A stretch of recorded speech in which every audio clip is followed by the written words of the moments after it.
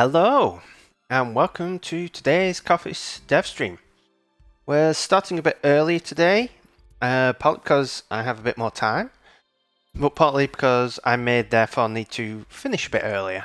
So, starting a bit earlier, well, hopefully we'll get the full 3 hours in, maybe a little bit more.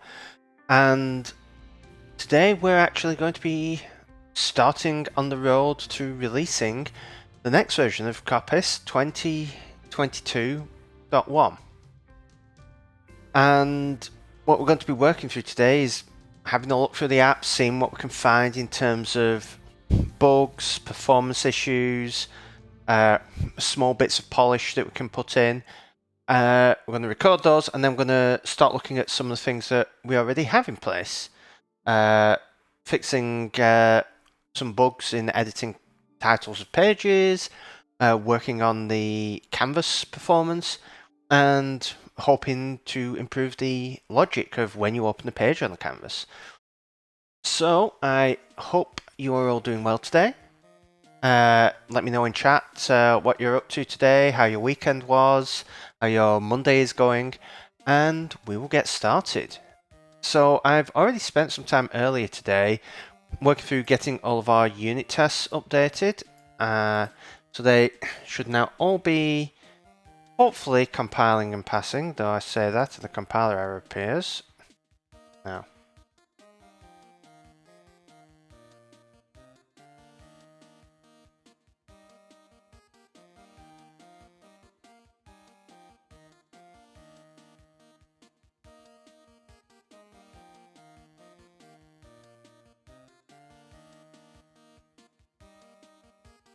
Let's wait and see what this actually turns out to be. Width was never modified. Okay, so these can become let. But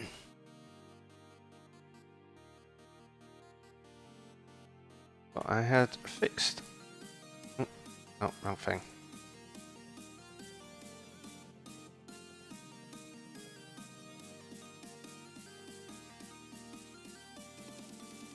Okay, let's just quickly fix these unit tests then.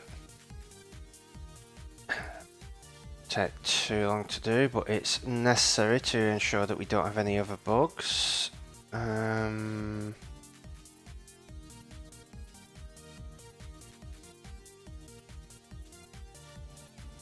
offset, set that to 0.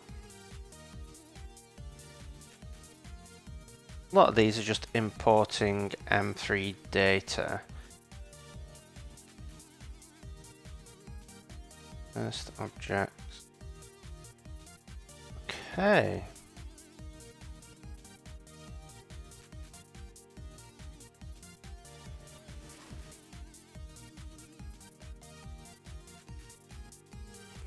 Does not conform to the protocol page content.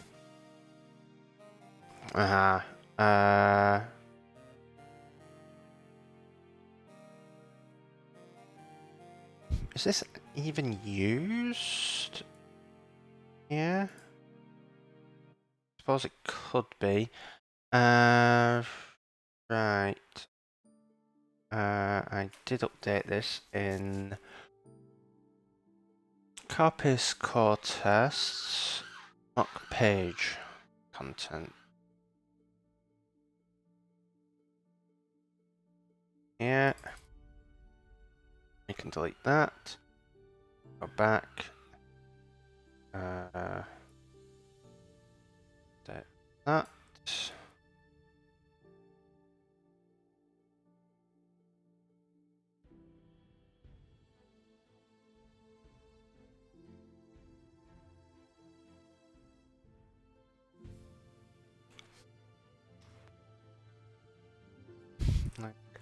And okay, well we can fix this one easily enough because these are all now static methods.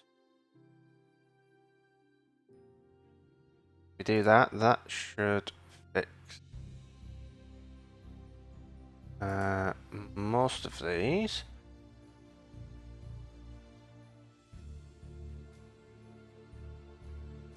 There we go, 76 down to 9. Let's find type matching scope. Oh yes.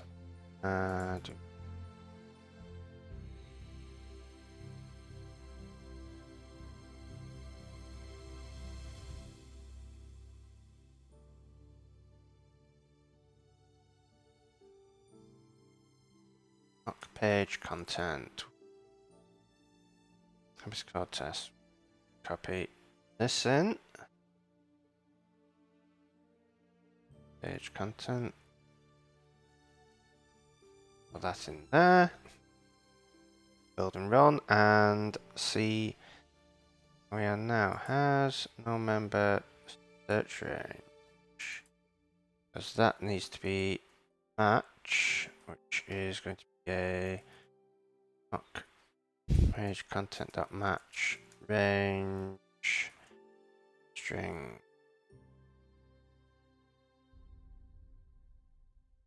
Wait a second.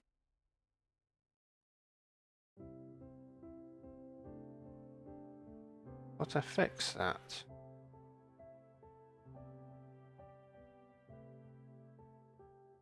That's in Coppice Core test.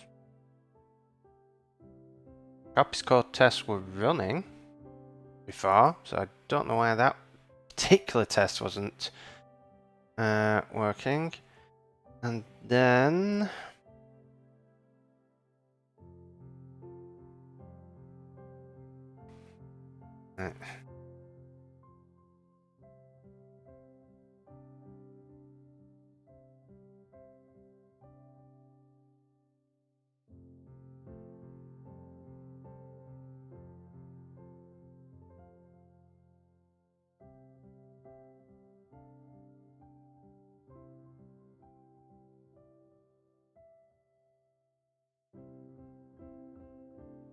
page content dot match range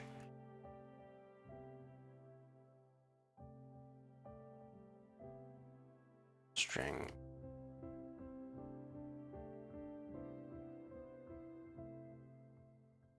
Okay. One there. Then this should hopefully all be working.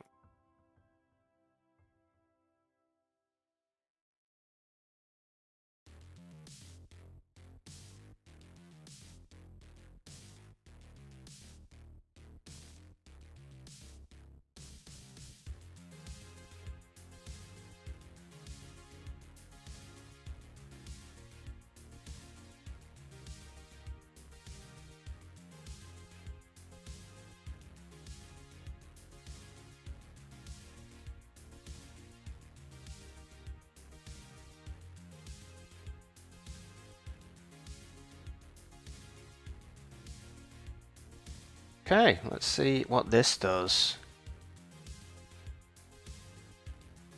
Build succeeded. Do all the tests pass?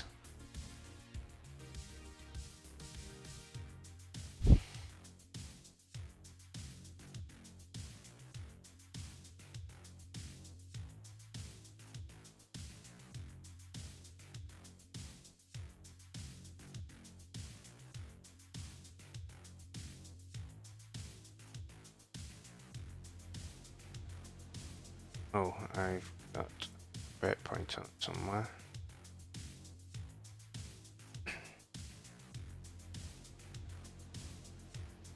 That's why they're going so slow.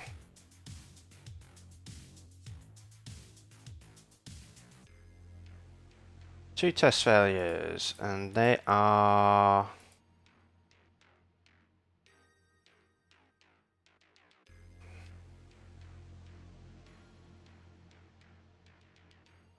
these ones.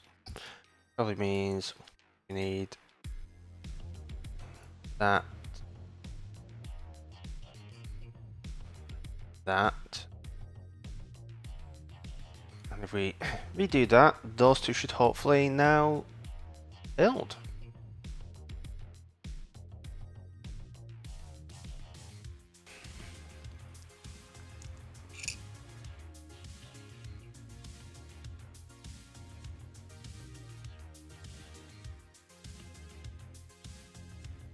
Success. Right, let's get rid of some compiler errors as well. That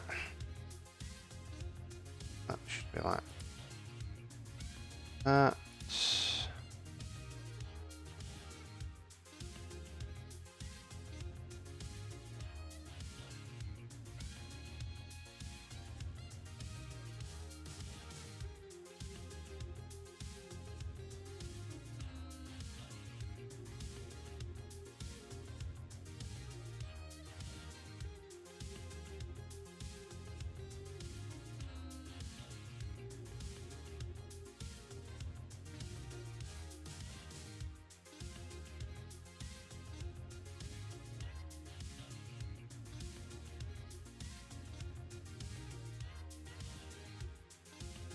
What exactly is it wanting?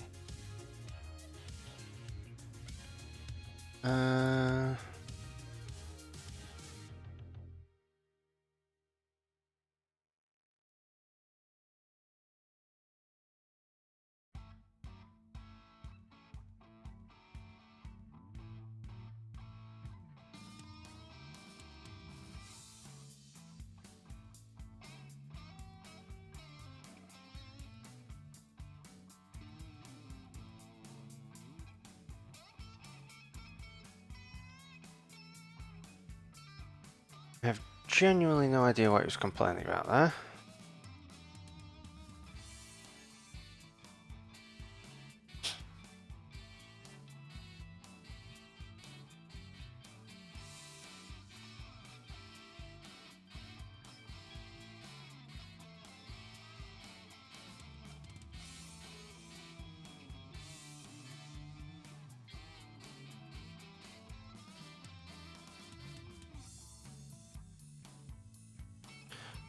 And the rest of our warnings are all to do with XC test. See if we can find anything about these ones in Google. Or rather DuckDuckGo.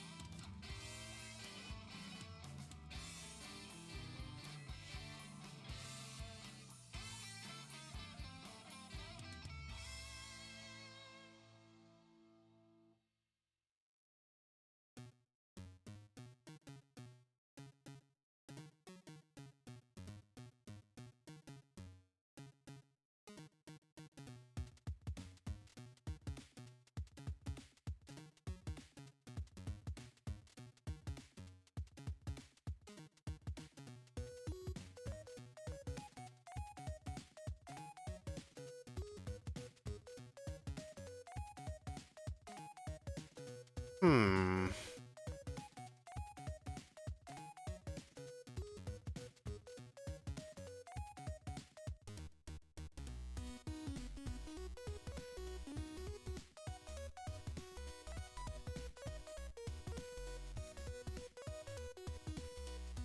So I think all we need to do to fix that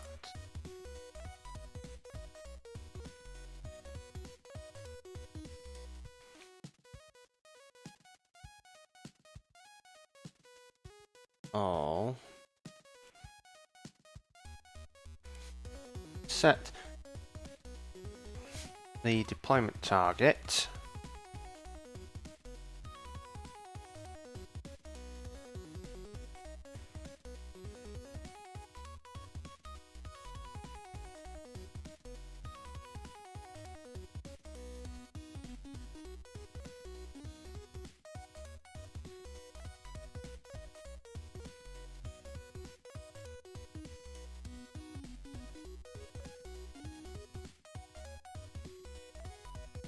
Coppice core tests,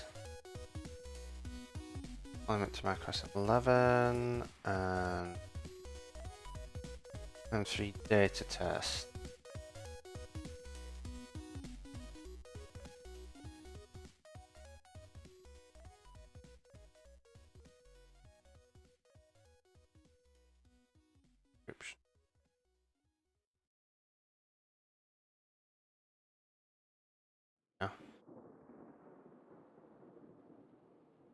Right.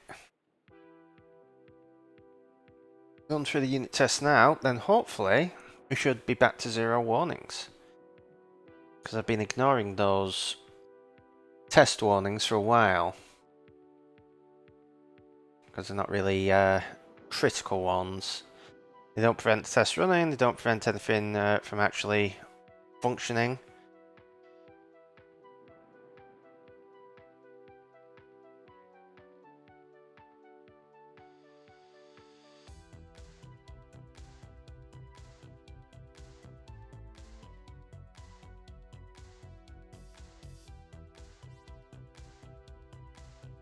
There we go. Right, let us commit that.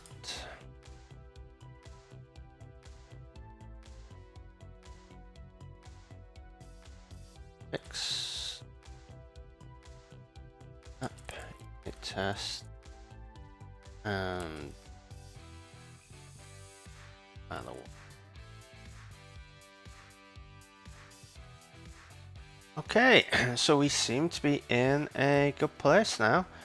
Hey Sinister, it's going pretty well. I have just got the unit tests all working, fixed all compiler warnings. Everything's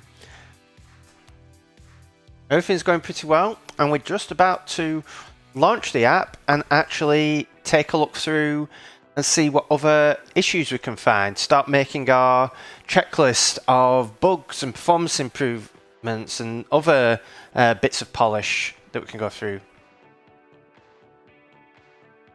Hi, Parat. Good morning, good afternoon. How are you doing today? How are you both doing today? I've started a bit early today because I've had a bit more time, and also I may need to finish a little before 5 PM here, so I figure make sure I'll get the 3 hours worth in. So let's build and run Coppice.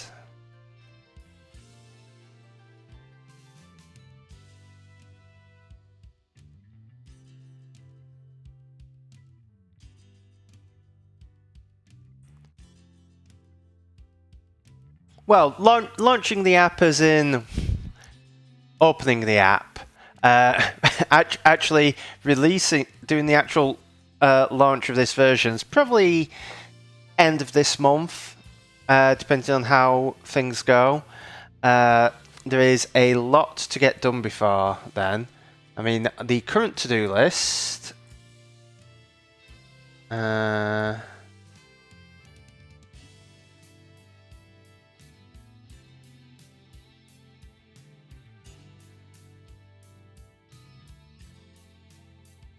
Should be.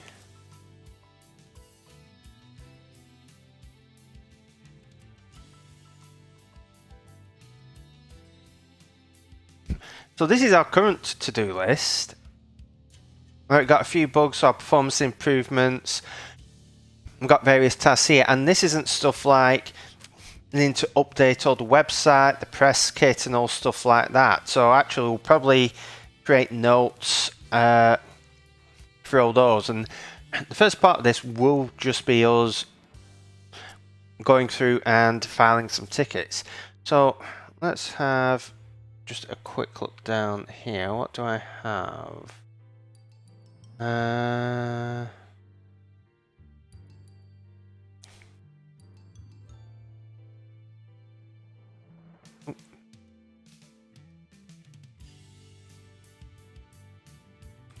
Few bits and pieces there. I think what I'm going to do. I can't do it here. Screw it.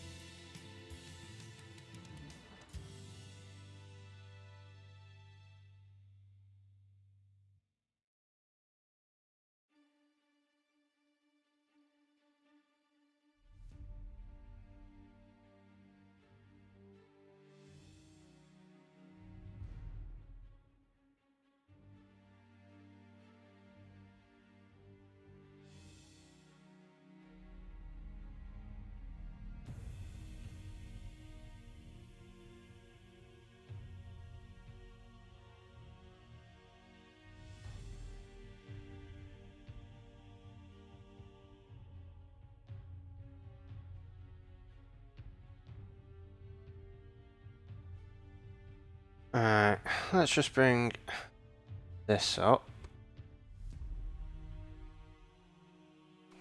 What I could probably do doing is creating a set of panels so that I can actually bring up my full Jira dashboard in a window or something, a bit like I do with the iPad. If we increase the size so we can see a bit more. I need to work out how to do this because some of these do have bits of information I can't show because it's got like customer emails and stuff in.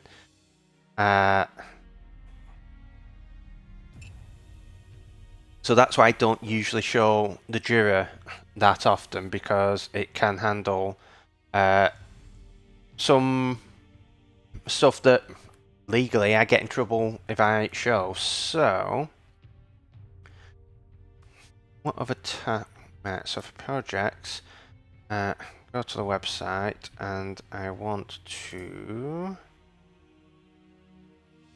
create a release and create Coppice 2022.1. Release dates. Yeah, let's say 3rd of May for now.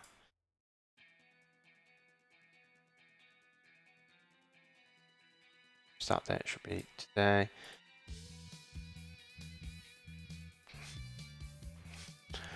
Okay, so we've got a release on the website. Go back to our dashboard. What also do with updating this version here.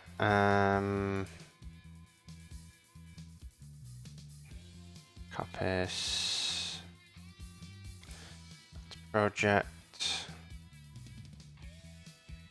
The back to project. There we are. Releases.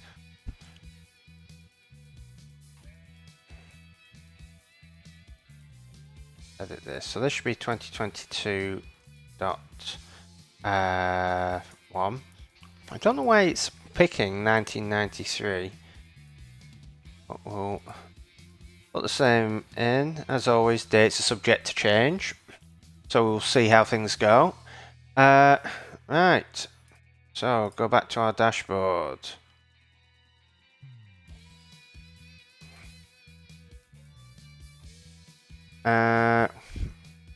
So let's create some tickets. So on the website, let's do the website first.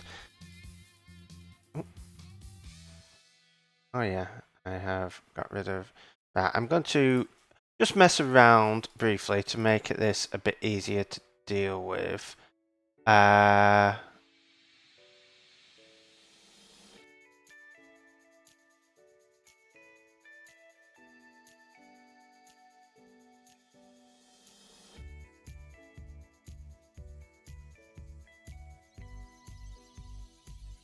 Let me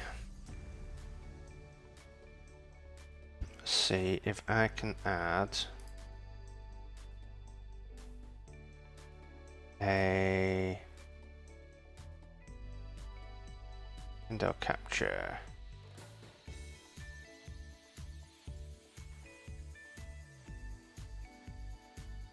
I can't do that.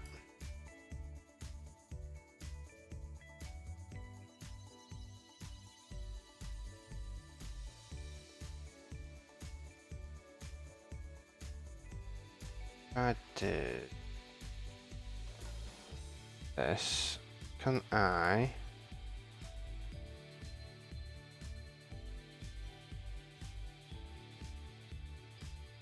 Oh, you can't hide. All I want to do is hide the URL.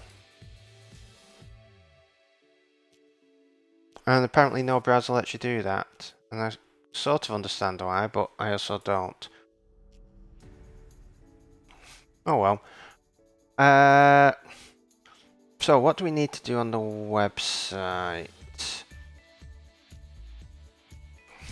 And that is mostly same. Unlimited canvases, auto linking.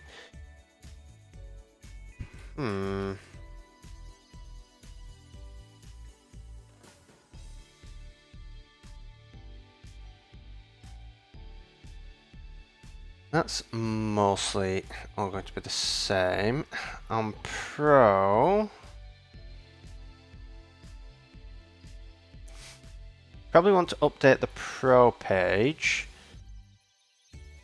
because you want image searching, and probably want this to show.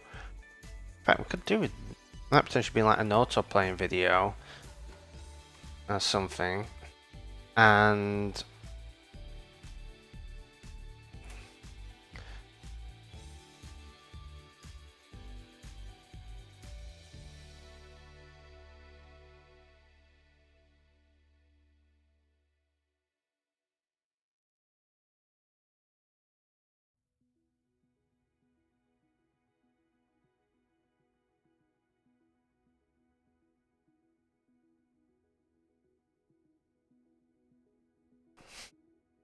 spammers getting into chat. Right.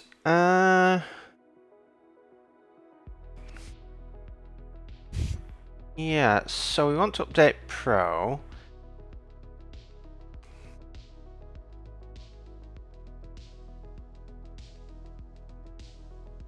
For the sport, there's the manual that we need to update, but everything else should be okay. We need to work out what blog post we want to write.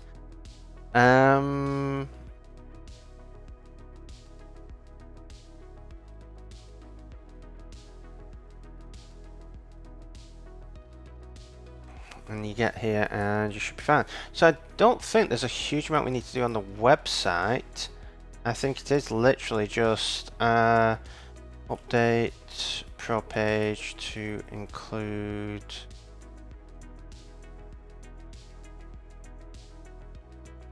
this.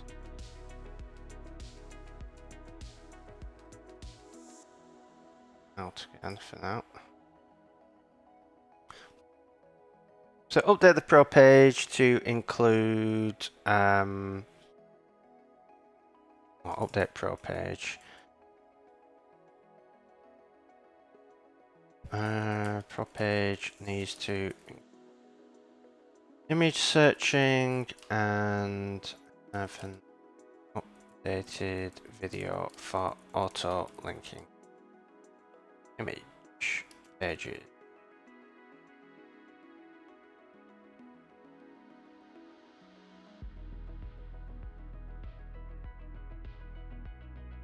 Okay. Other issues actually to do with the app. Task, update, press kit.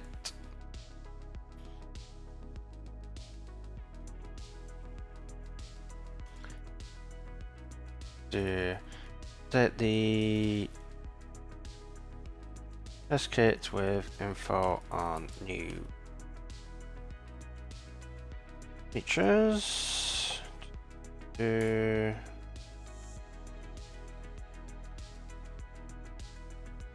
We also want to update the sample document, which is help document with info for image linking, image rotation, cropping, image auto linking, image searching.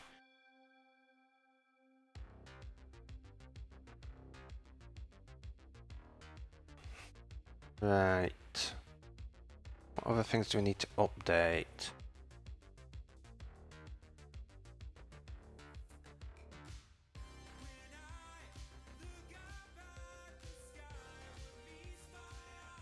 I don't think there's anything that needs updating, so let's have a look through the app and see what else we can find.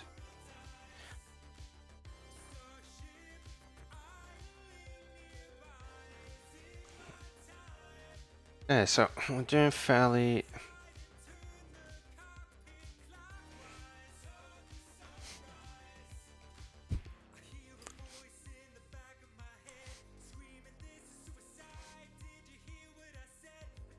Oof. That is taking quite a while to redo, considering it's just... What on earth is taking that so long? Okay, that's a bug. Delay in switching canvas theme.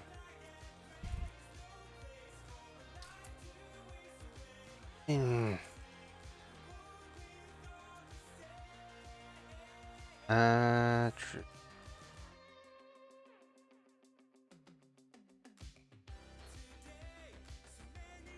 delay. Long delay.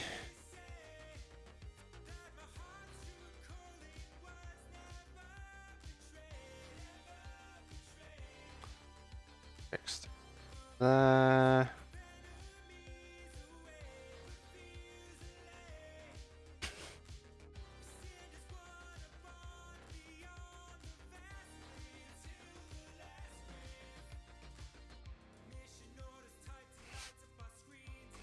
Right, only show page titles is working.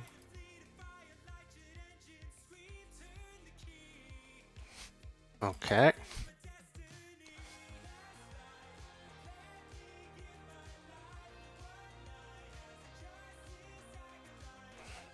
That's another bug.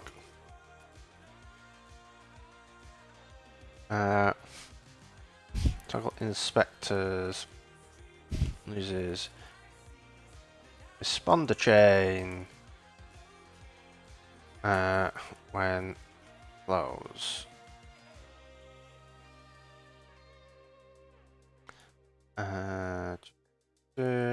One on control. Inspector. Click toggle inspectors.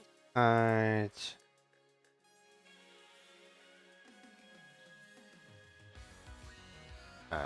Can't disable. We may have a look at that today. That should hopefully be a relatively simple fix.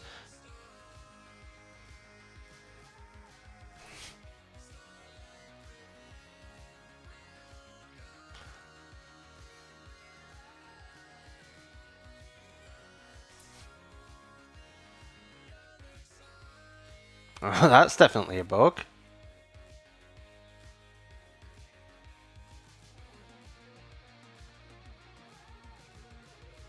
We're hiding the wrong thing up there. I wonder how long that has been in there.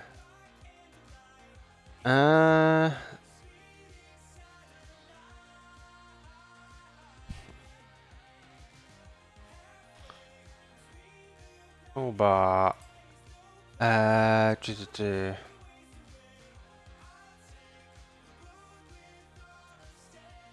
Button is removing the new canvas toolbar item, not itself. See title.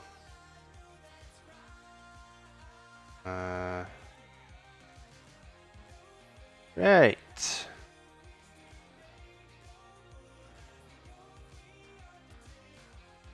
Okay. Look through here, everything seems to be working. Okay.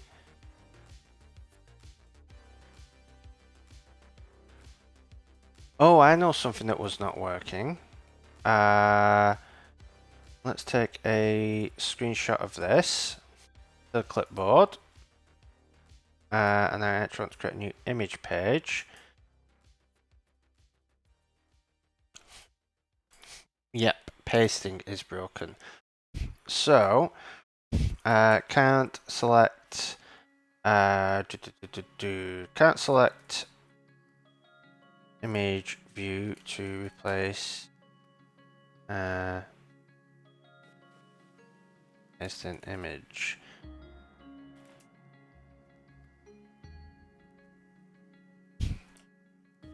Image view inside the image editor. Can't see focus so the user can't paste and push in.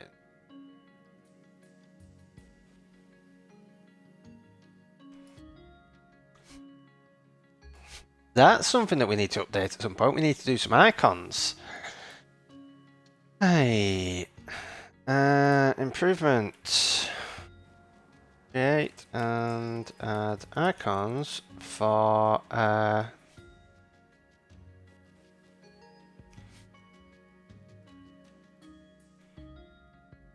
actually, I mean something a bit more than that. Image inspect. Improve image vector design.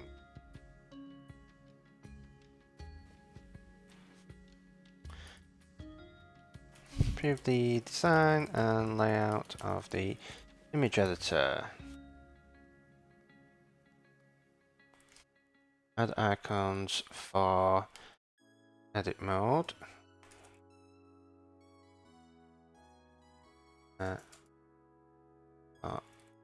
Mode and rotation.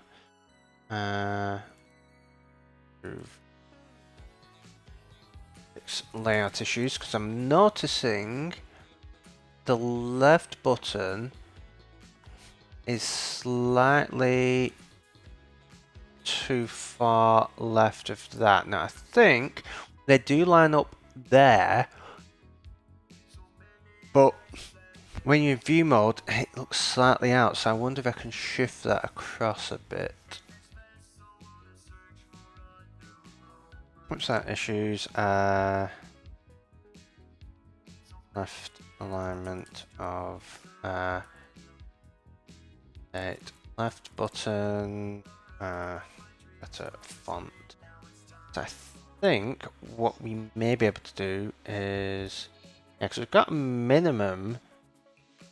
That's as small as we can make it. So we could have, say, edit mode with that, and then you've got your rotate buttons there, and we can make it be a bit like this, where we've got width underneath and height. So that is a potential there for how we label. Because I believe there is precedent in Xcode. I think that's where I got that from. Yeah, tab indent. So you have all of your stuff there.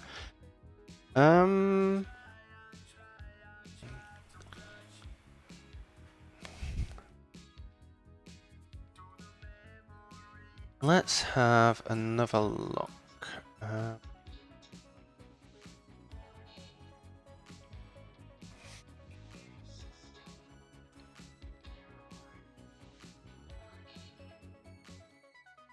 So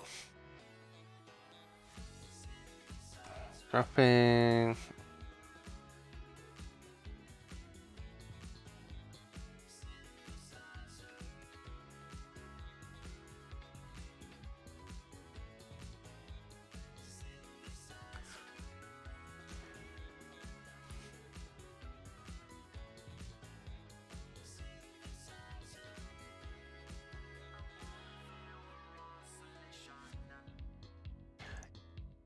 I know something I wanted to do.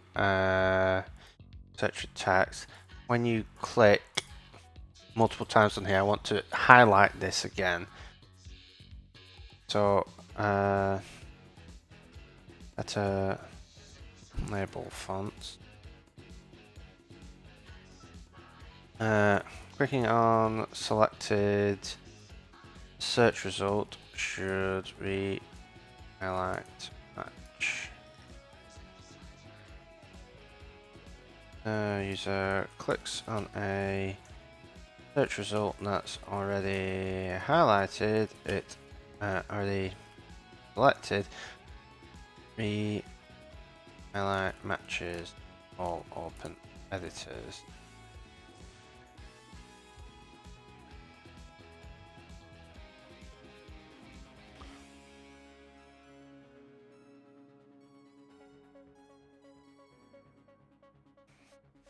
I think I missed, yeah, on this one. Need to add the fixed version in.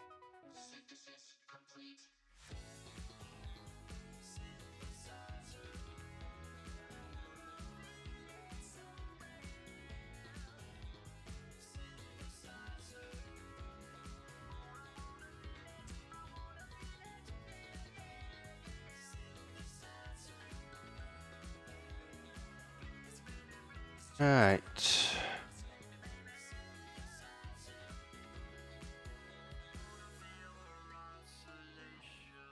Part of me also wants to actually start displaying.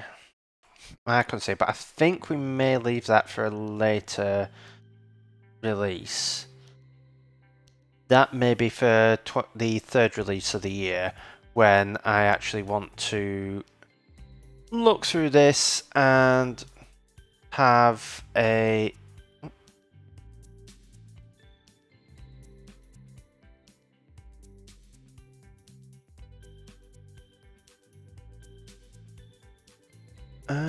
yeah, I want to have a look through and maybe do some improvements to this, and that'll be the third release of the year, which should hopefully be mostly like small quality of life improvements.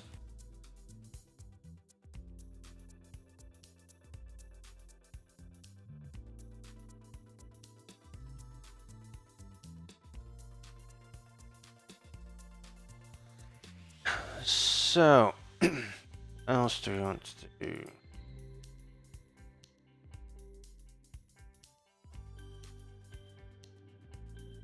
Photo selected. Okay.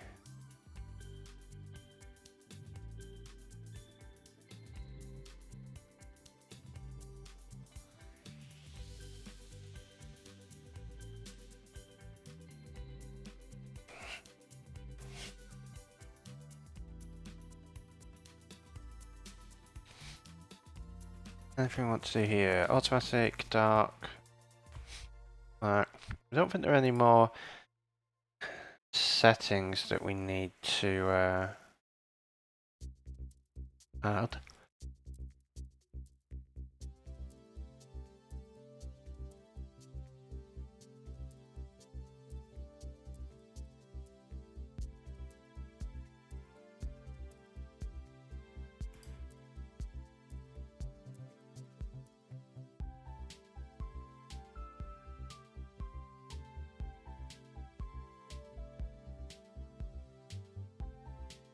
That's a weird bug.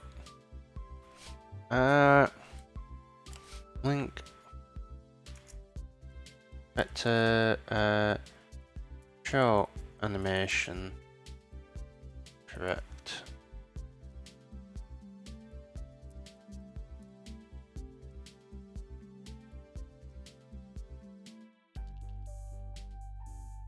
So link inspector the animation when show collapse.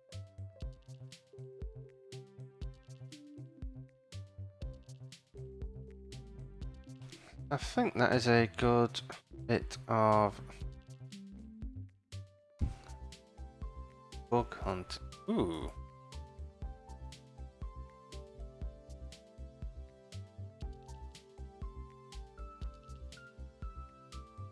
Oh, I'm not even going to file log for that. That is an easy fix. Page selector, new model.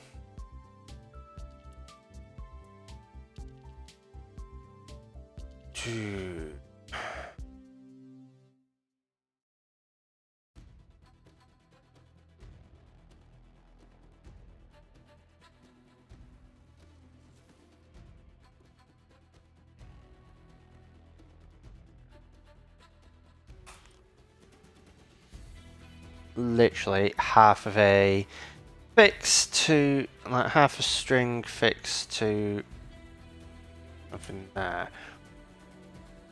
And that appears now. Okay.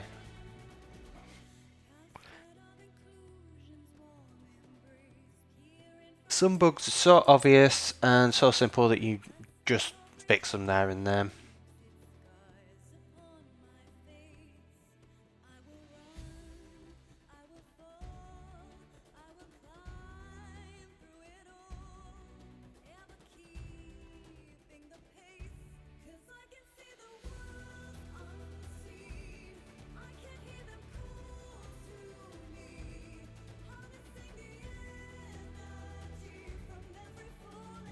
Right, so I think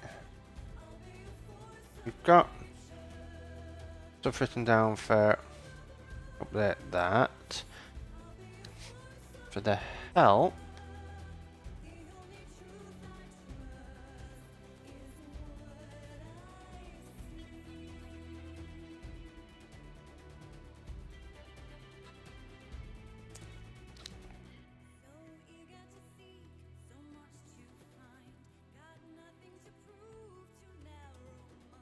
I'm gonna have to go through all of these and see what needs updating, but I think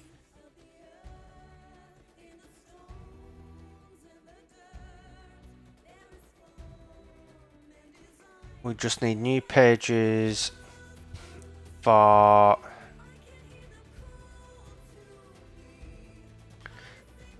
rotation,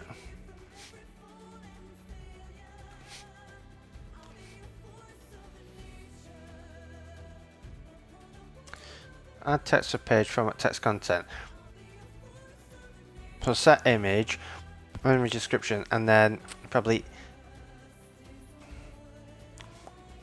rotate and crop, and then we have linking, creating a link. This will all need updating.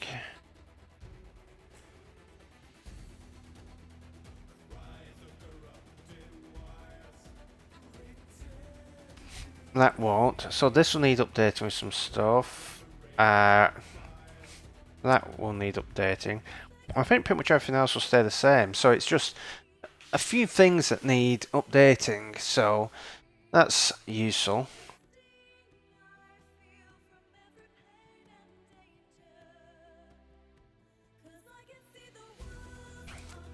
So I think we're in a good place here. So let's check off this.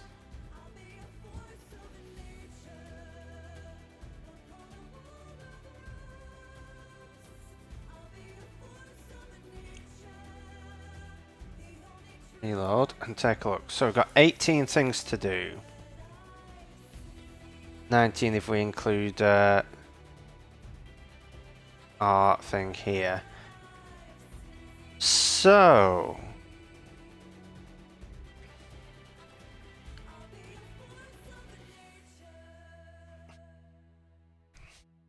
we're going to start looking into some of these. We got the title bug, and then we're going to work into some of our performance stuff.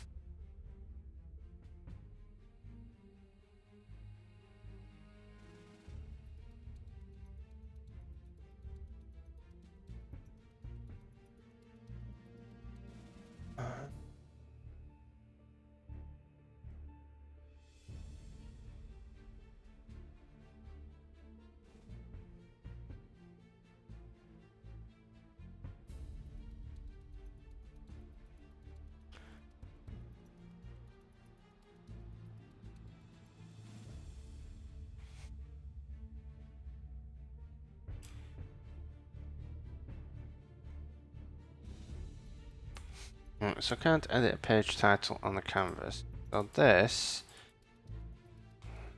that works, but then I go here and that works, and I go here. That works. Pages. Ah, I wonder if it's that.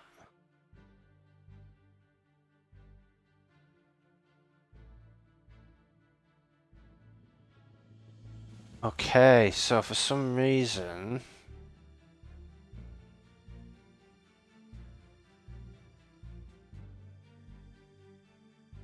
So if you double click on it, on the page title, it will actually select all child pages. But you should be able to double click on the actual title and won't do that, it will let you edit. So,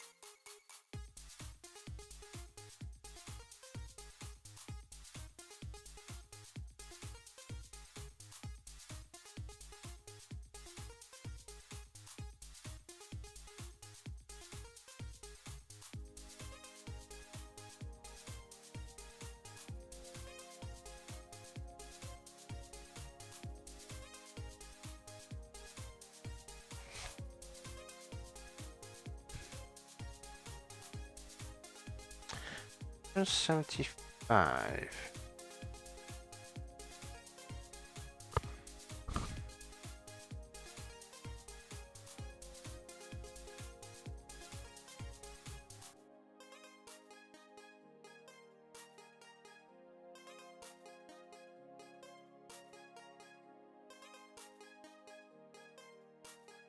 Let's open up the view debugger and take a look at this and see where on earth these titles actually are.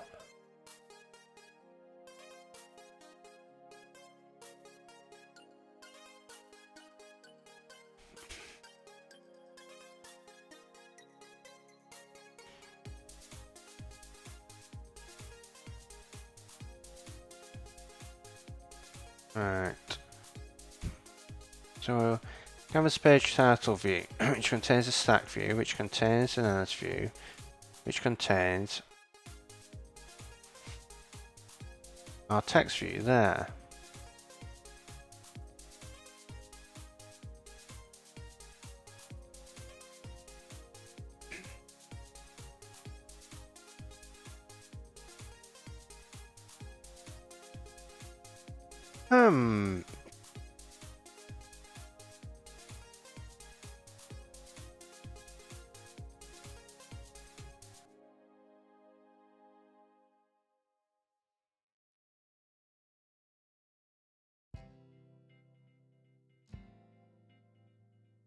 To go from this one 16 43 15.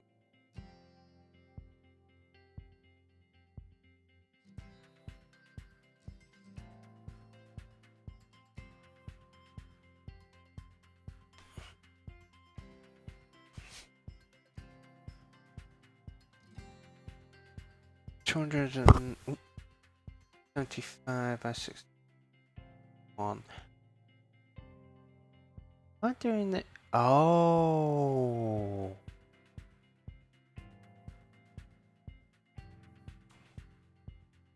I'm doing it in that frame, but it actually appears that frame. Okay.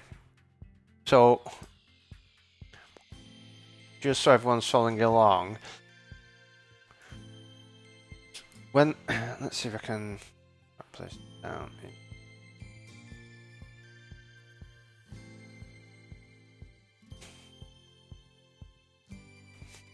So you can see here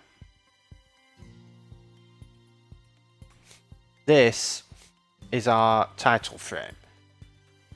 And what is basically happening is when a hit point comes in, I'm converting it from the global frame, which is generally like screen coordinates, into view coordinates. And then I'm seeing, is that point inside of the title? The problem is the title's frame is determined by its position in its parent view here. But its parent view is not as wide as this because it has a close button in it as well. So I need to actually have it determined in terms of this view so that when we get the point, it's in the correct place. Whereas the point here, if we say, oh, I'm clicking on this point, well, if this is, what, 175 points from here, right, from there to there, well, 175 points, if we go along, like 175 points may be there,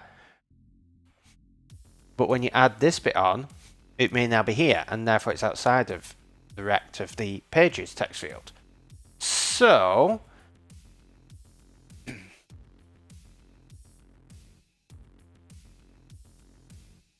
what we want to do, if I change this to self.title container,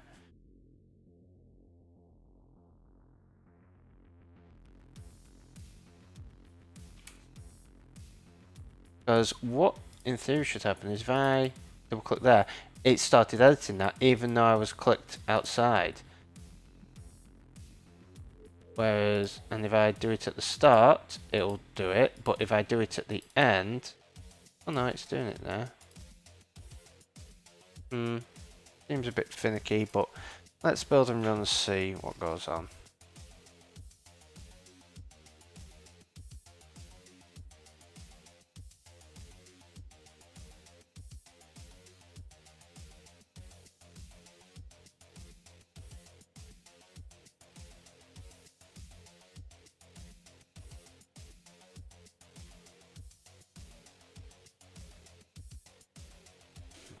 Let's see if this is more reliable now.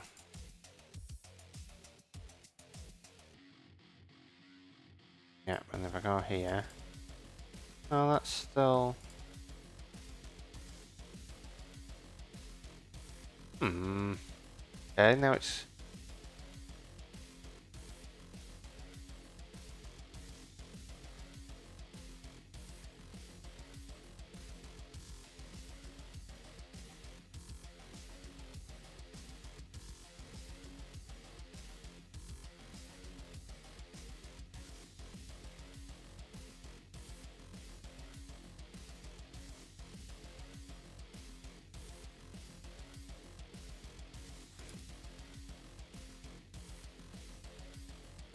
Well, that seems a lot more reliable now.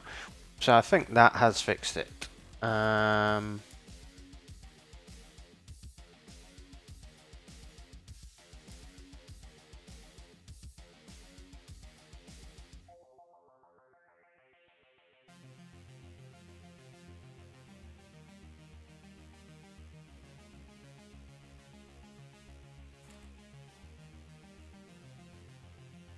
So now, we're going to move on to something. This is either going to be very interesting or very not interesting. And that is performance.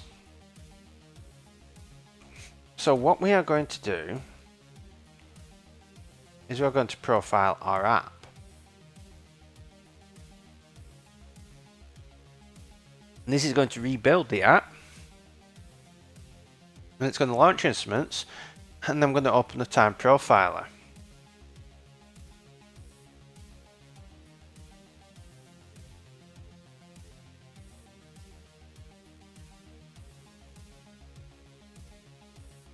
And unfortunately it takes a while because my machine that once was fast is now slow.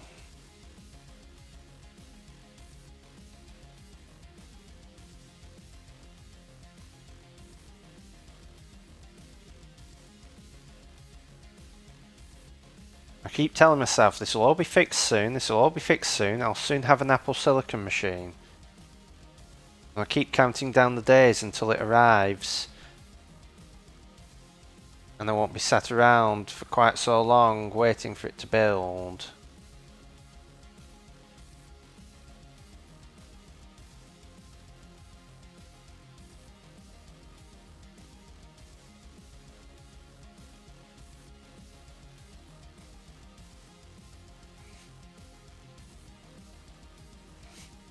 What is it doing still?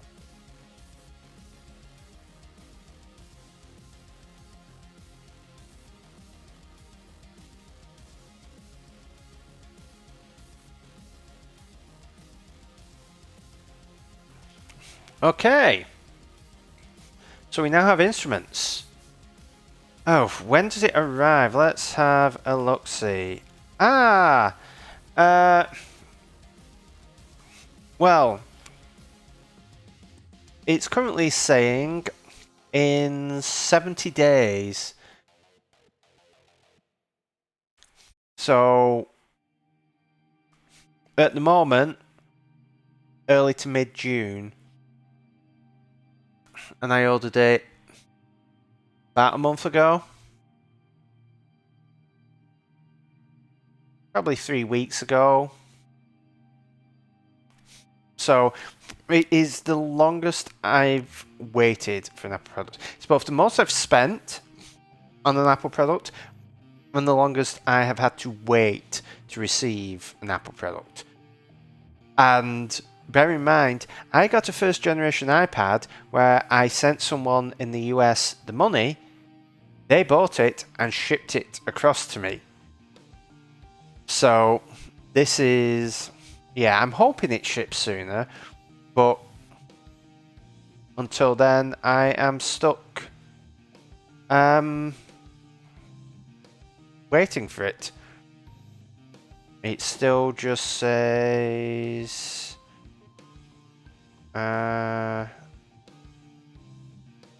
yeah, arriving early to mid-June. It's still processing.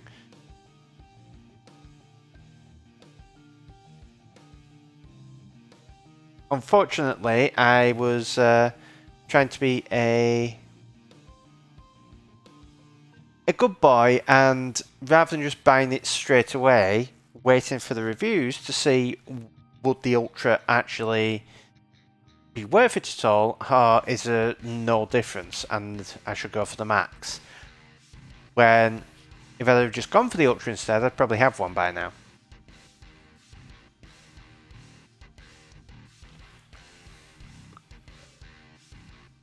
So, looking at instruments, we have many things that we can look at, but the main ones that we care about are time profiler, leaks. The leaks aren't that important unless you actually see memory issues. And the rest of these you generally aren't really going to use that often. It's only when you have specific things. Generally, time profile is what you use most of the time. There was another one that unfortunately they've removed, which was the auto layout instrument, which was fantastic for debugging constraints, but they ended up removing that for some reason. But if we choose time profiler, we open up instruments, which is quite possibly the best and scariest tool that Apple provides to developers. Like, as much as people complain about Xcode and all of Apple's other developer tools, Instruments is like on other platforms you can end up paying huge amounts of money for some of the functionality that Instruments give you for free. So what we're going to do is just going to click this button here. We've already built, and this is going to launch the app and start recording. So we've got the app here. And bear in mind, I am not an expert on instruments. I just know enough to be dangerous. But we'll let it launch, stabilize a bit, and then all I want to do is at 20 seconds I want to select an image, select a page. Then at 30 seconds we're going to move that page around a bit. Just keep moving it for about 10 seconds just to get a good sense of what is going on. And then we'll wait for 50 seconds and we'll do the same to an image page just to see if there's any difference.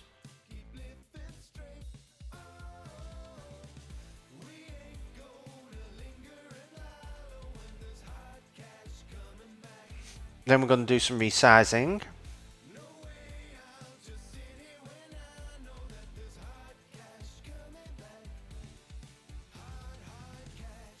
Oh, there's some flags there. And then we're going to do the same for an image page.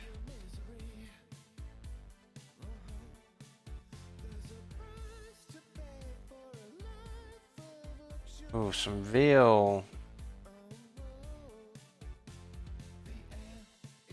flags there. You can see it in the data where it drops down.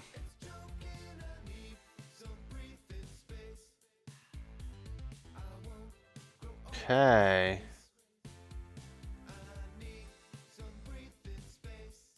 So I think that is enough for now. So it's now analysing everything. And what we now have is we can scrub over this and see what is actually going on in terms of our time profiler, what the thermal state is, which is fair. We can also see CPU usage per thread. And what we can see down here is our actual profile. So this is what is actually running during this time period. And we can see what is actually being run on each thread. So the main thread over the course of this has been pegged for about 45 seconds. Now that is not necessarily a bad thing if we're not blocking the main thread. If we're blocking it by doing something in the UI which is responsive, that's fine. If we're blocking it by something else that doesn't need to be on the main thread, then it's a problem. But things can be taking a lot of time. So what we're going to do is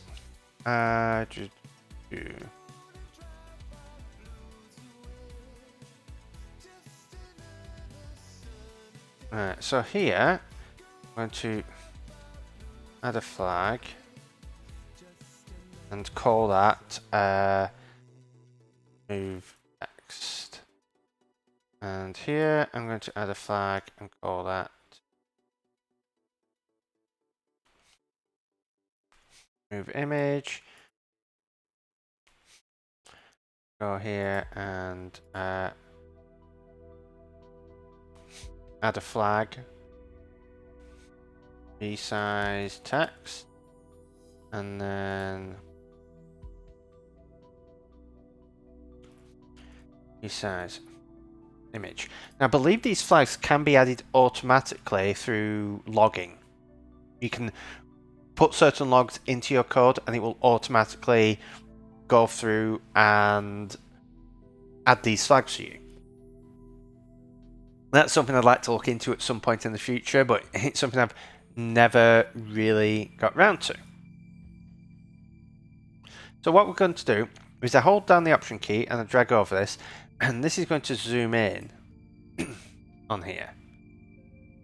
So we can see a bit more. Actually, I didn't want to do that. View, zoom. It's actually Shift, because Shift is going to filter by this. So if I drag this out, you can see in the bottom, getting different stuff showing up. So if I filter in on here,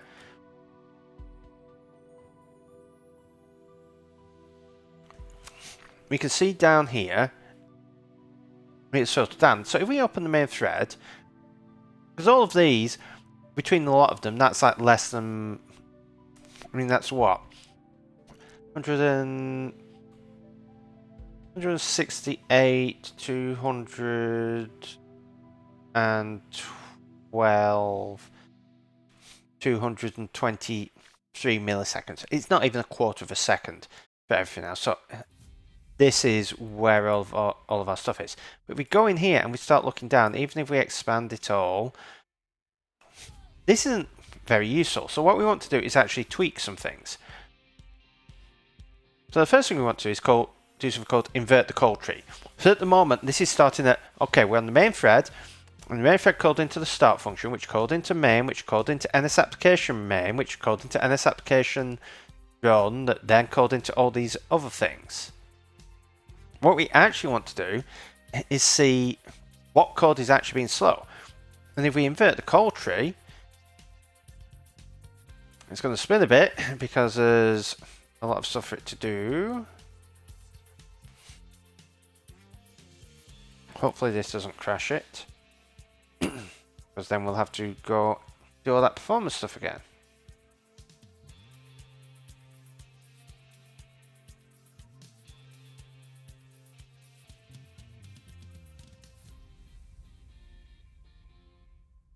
Oh dear. Oh, there we go.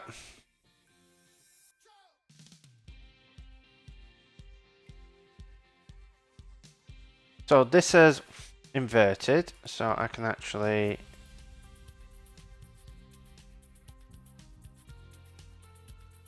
hopefully get this all closed.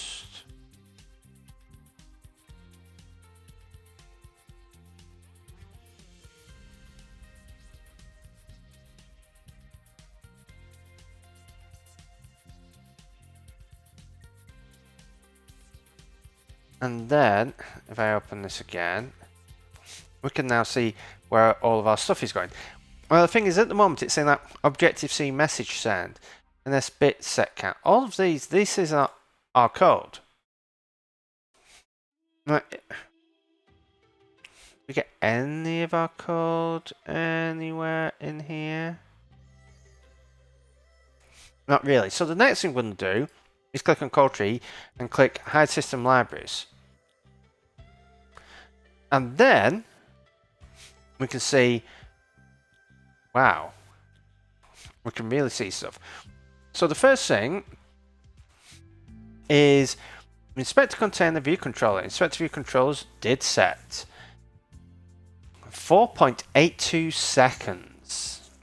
Okay.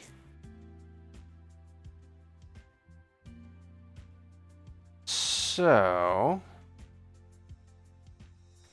if we go here and take a look, did set.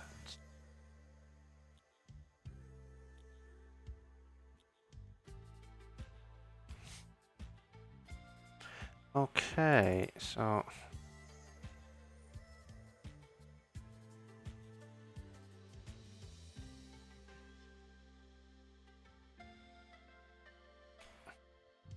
we're adding all those. I wonder. We get here, we get to inspectors.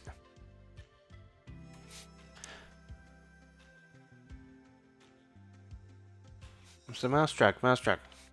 Form change layout, update pages. Is editing enabled?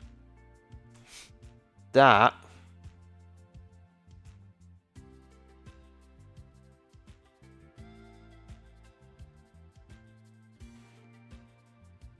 Oh yeah, this is. I hate it when it does this. Oh.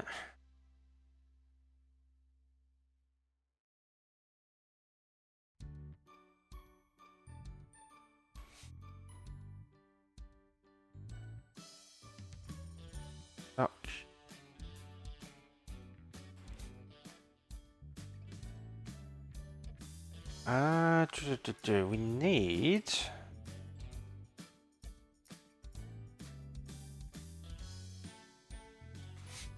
get the lib.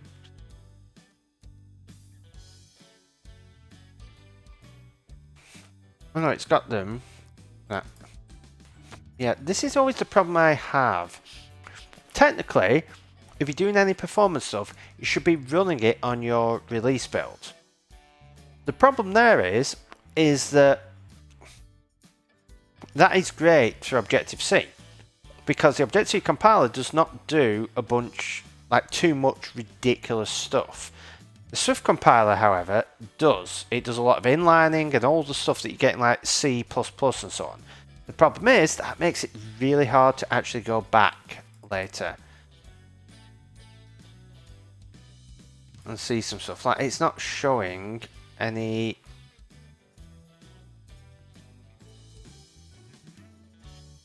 percentages, because normally it would show you exactly which lines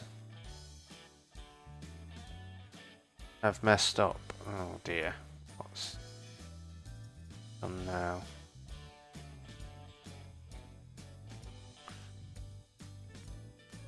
Alright, let's switch back to instruments. Go up. So inspectors did change. Page editor view controller enabled.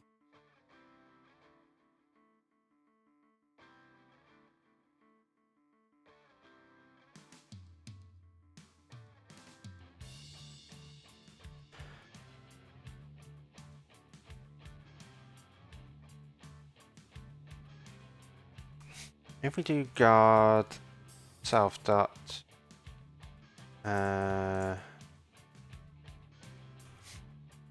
enable not equal to old value else turn, I wonder if that will fix all of our issues. So if I go file again, that should build and then push us back here. And once that is done, then hopefully we will be able to just run through this again, see what actually happens, and hopefully, fingers crossed, we'll see that this is far more performant than it was before. Now, one trick that you can do with this is if you have UI tests, you can actually use those to be much more precise with this. You can use things like UI tests to actually run through various steps and record it, and you can repeat those steps again and again and again. And if you do that, you don't have to make sure that, like if you want to sync up different runs, you don't have to make sure that you're doing things all at the correct timings. I think that has gone through. What we're going to do, go here. Let's just wait a bit for everything to settle down. And this may actually have ended up being a really quick fix, because I'm pretty sure it wasn't this slow before, especially for this size of thing. But if we went to around 30 seconds, so that's what we waited for. You don't have to do this, but oh, look how much faster that is. That's night and day.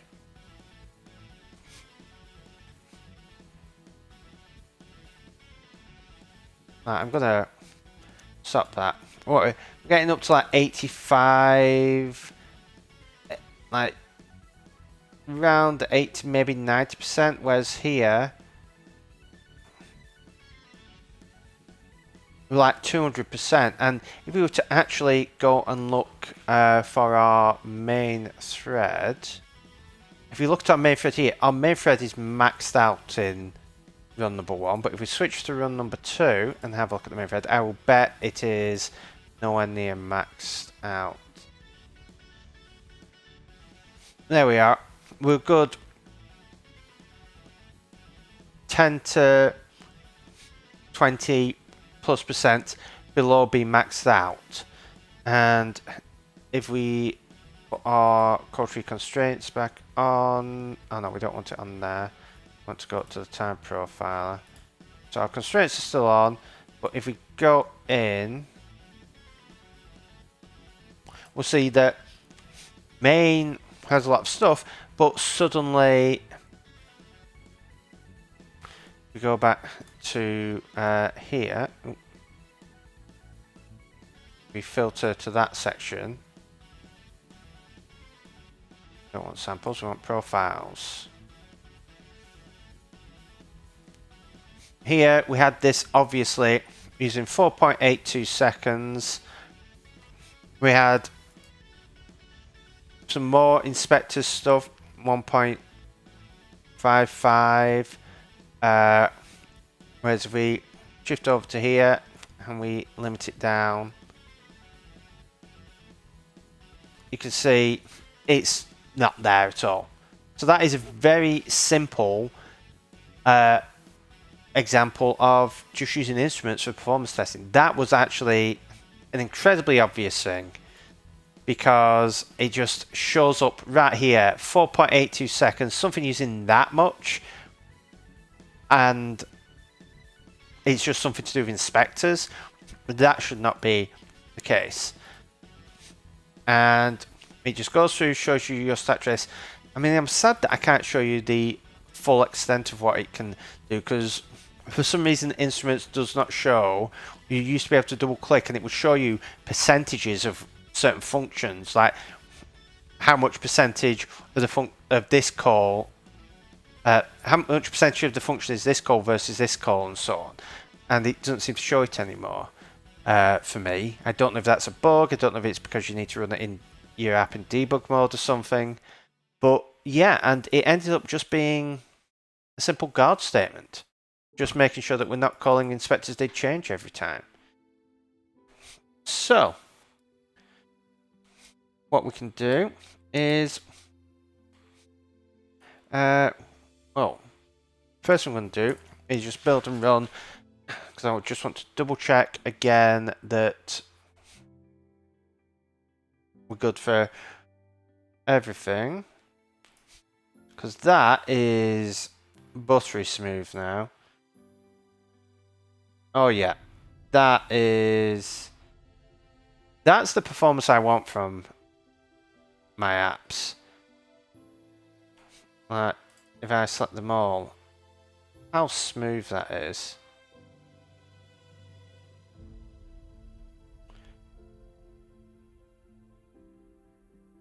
That is the performance I like to see. Right, so we will commit this. Coppice 383. Next performance on that.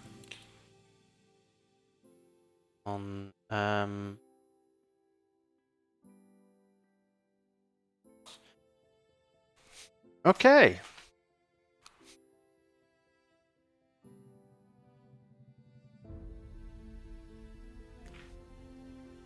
Well, it's going fairly well with the optimizer. So the trick was basically when you're moving stuff around, it is calling enabled on our page view controller. And the problem there is that is then calling inspectors did change. And what inspectors did change does is it goes and updates all the inspectors, and then it is doing a lot of adding and removing layout constraints, and it is recalculating the view hierarchy. And those layout constraints affect the full inspector on the right hand side. Now, doing that like once when the value changes is fine. doing it every time you set this, regardless of whether the value changes, and the inspectors are all staying the same, and when it is being done every single time that mouse dragged is invoked, leads to a lot of slowdown. Auto layout is very fast for what it does. It is not that fast. You do not want to be updating your constraints like however many times mouse dragged is called, which is basically however fast AppKit can run. So I was basically saturating the main thread with auto layout stuff that didn't need to happen because nothing was actually changing. So it was literally just add this guard statement in to make sure that we're actually changing the value before calling the stuff here, and that fixed the performance.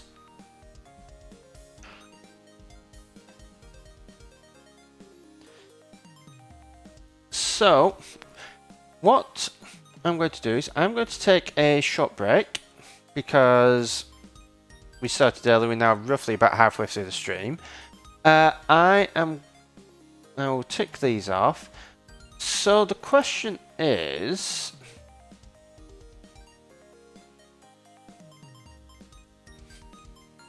I can actually close these, can't I?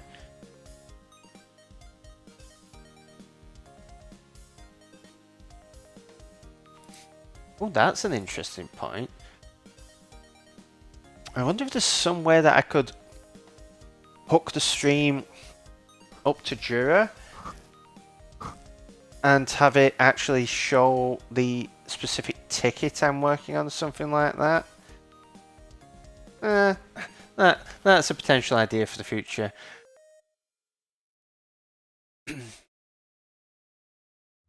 So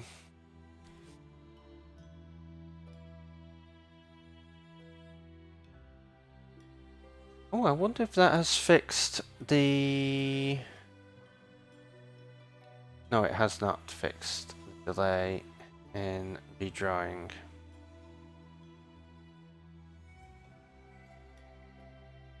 Very big delay as well. Oh! It's just not firing the thing off. Okay, what we will do is we'll look at fixing that theme change delay bug. So we'll look at that after the break, and then yeah, we'll have a look at the page opening logic, because that is a rather interesting thing to look at, because there's some basic logic there, but there's a lot of stuff that needs to be rethought, so it's going to require a lot of design thought of how exactly I want that to work, because it's been annoying me for a while. I need something better, because most of the time, even though I've designed this, the pages do not open where I expect them to open. And I want to get it to a point where the page opens as often as possible where I expect it to open. So we'll discuss that problem and work out some fixes for it after this break. So I'll see you in a few minutes.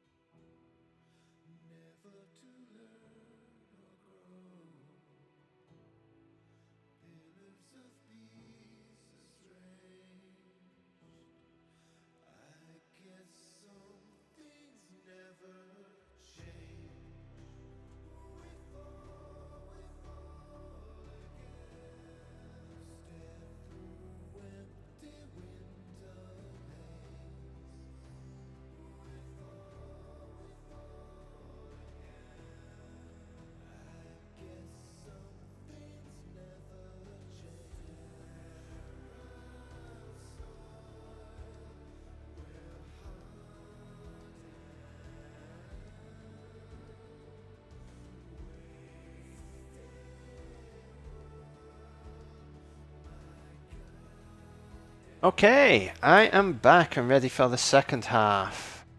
So let's get going.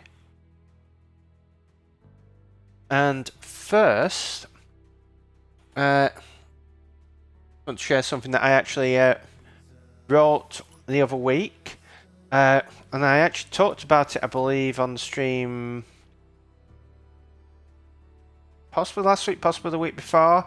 How I'd ended up getting a new display that is going to be my new primary display, and I've ended up writing up sort of a review on it, but sort of a comparison, because there's been a lot of talk of Apple's Studio display and basically 5K displays like the Studio display, the LG Ultrafine, or the 27-inch iMac, which is what I'm sharing the screen of at the moment, versus the many 4K displays out there, and how they compare. And because I've had them both on my desk for a number of weeks now, side by side, a Gigabyte M28U 4K display and a 5K iMac, I've been able to compare the two and see what actually are the differences. So I've basically gone through all the various differences between them, differences in resolution and how that impacts things, differences in refresh rate, differences in colors and brightness, glare, which is a big thing for me, different AV stuff, all the ports and everything, and the stands. I'm basically going through, and I mean, I'll spoil the conclusion. I'm pretty happy with the 4K display. It's going to be my new main monitor, and for me it is a far better display. But a lot of this stuff, a lot of the post is basically going through essentially what to consider about these things. How important are the various things to me, and how important may they be to you? I've pointed out that for some people, the resolution, like for most people, the resolution isn't a big deal. But for some people it will be, especially for people who do a lot of very fine graphic design where they can't zoom in. Because you do get, with scaling, if you want the full 1440p workable area, if you're working at 1x and you have thin lines, those lines aren't going to be precisely the same width. There's going to be variations in them when you view them, because you're not doing like a native 2x scaling. So that does have some impact. But for me, when I'm doing like stuff that needs to be 1 pixel wide, I'm generally zoomed in quite a bit, and at that point it doesn't particularly matter, because a pixel that I'm looking at is already several pixels wide on any display. For me, the refresh rate is important. The colours, again, for certain people, exact colour matching, full battery calibration is very important. For others, it isn't. The brightness, for me, it isn't a big deal that my other display doesn't get as bright as the iMac, because I mean the iMac is usually too bright for me. I need to always turn it down. Whereas the glare is a big deal for me on the iMac. So there's many pros and cons, and hopefully it's if you haven't read it already, it's a fairly interesting thing, fairly long thing, and I got quite a bit of decent feedback on it. But yeah, that was something I ended up writing over the past few weeks, and it's one of the rare posts these days. You see, it's my annual post. I did one last year, around spring last year, about why you don't really want Mac apps on the iPad. I really stretched out in 2020, and I did 2 posts. 2019 was a bit more productive in terms of blog posts, but you can really see when I switched away from writing on my personal blog to working on Coppice.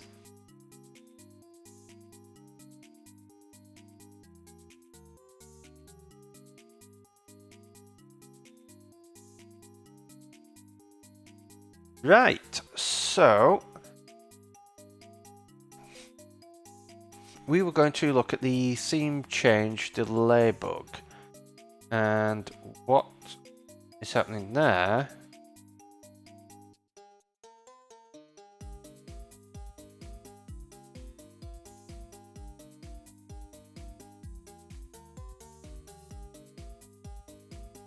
is it is not sending the sign that we need to actually redraw.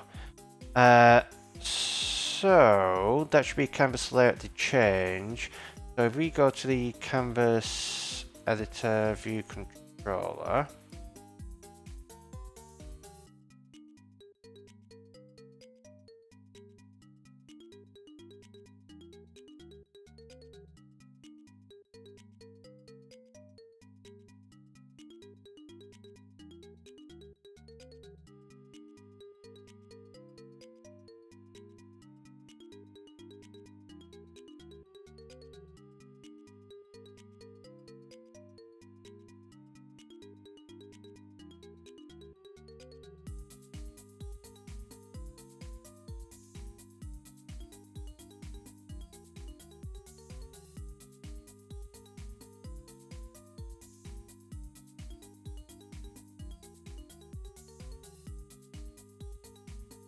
right, so what I want to do is canvas editor view model.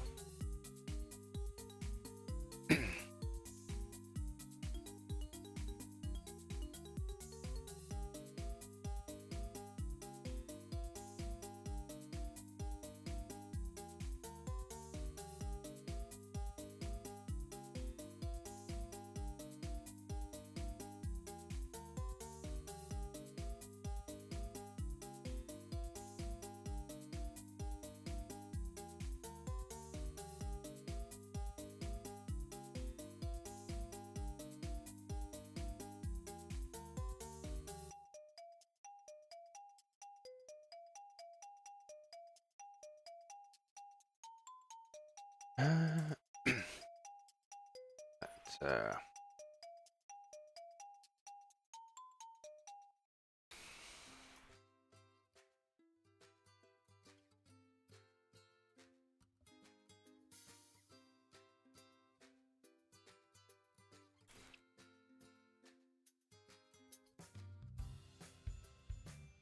reset the theme. Okay, so if we make this and that Objective-C dynamic,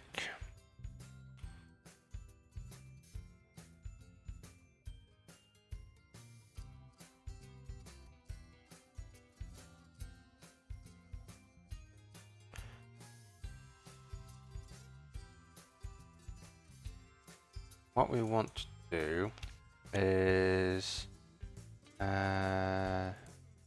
static func key paths for value affecting theme.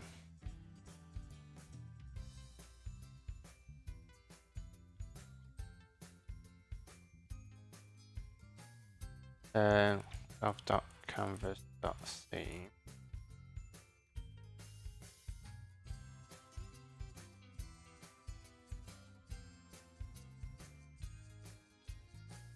Then what we want to do is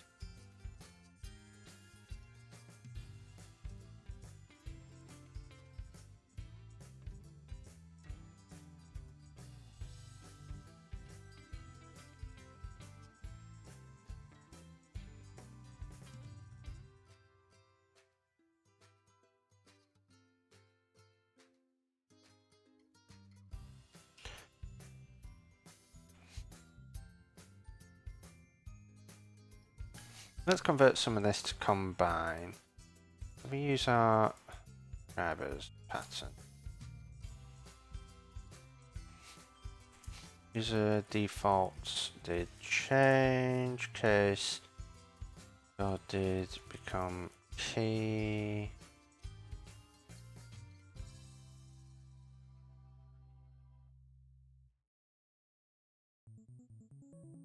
Cache under base.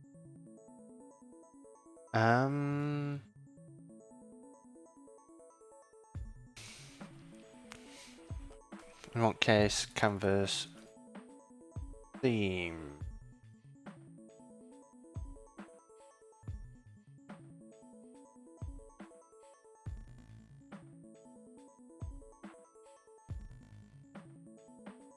Actually, how do we do always show page titles? 'Cause that works. They always show page title.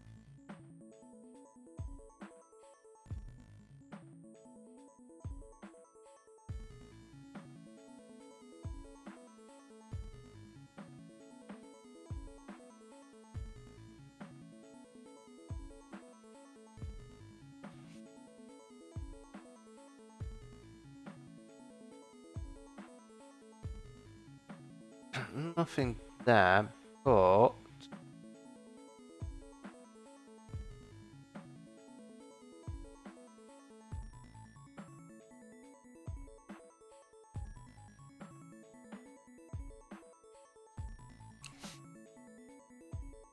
okay, so let's change some of this.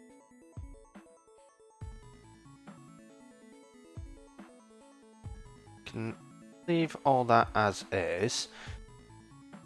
What we actually want to do is font theme did change.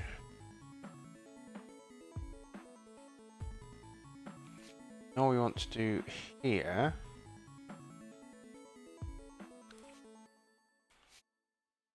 change that did update theme self.view dot theme did change.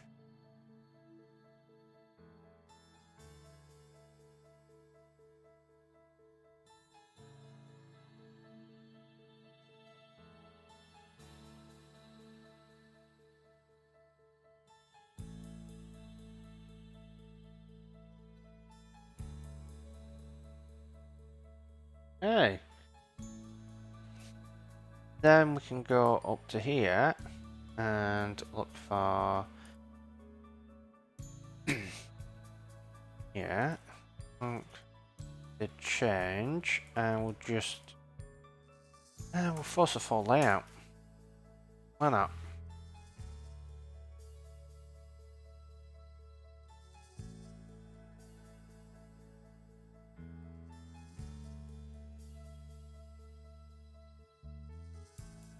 There we go.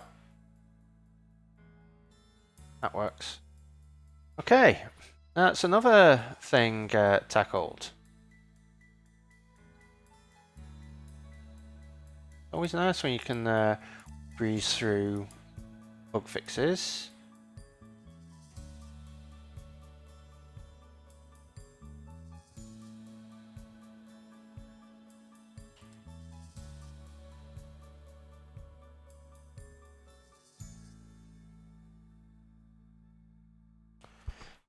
Right, so now that that's done, let's take a look.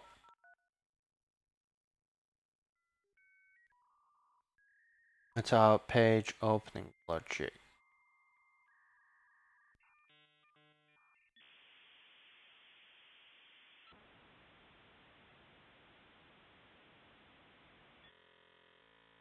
So let's create a new canvas.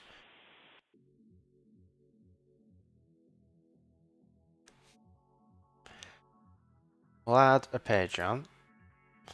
Now a page opens here. Now this is what the logic I believe is at the moment. The arrow in is on here, so the arrow out should be on this side. And then it should do a page there and a page there. But if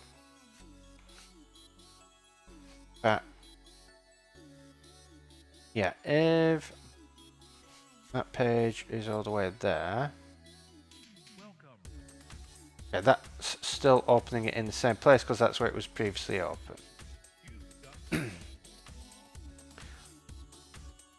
Let's delete that. That clears all that stuff out. What I'm going to do is open a page. I'm going to open the text page. I'm going to make this really tall. So where does image page open? It opens down below. Now, what we probably want is for it to open, if we're here, we probably want it to open below or above. Creating a page does open above, but we probably want it to be like up. If there's nothing there, we want it to be there. So, I think, if I type, let's just add,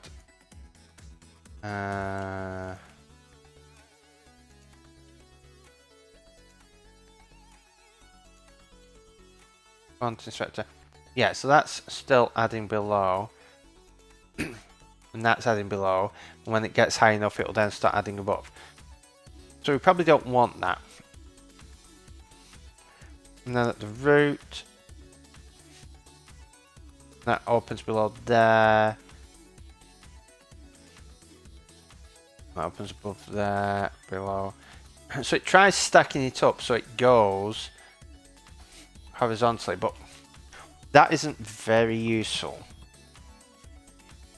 What we probably want is, rather than all going in one direction, we want them to branch out. So let's have a think about some of our rules that we want.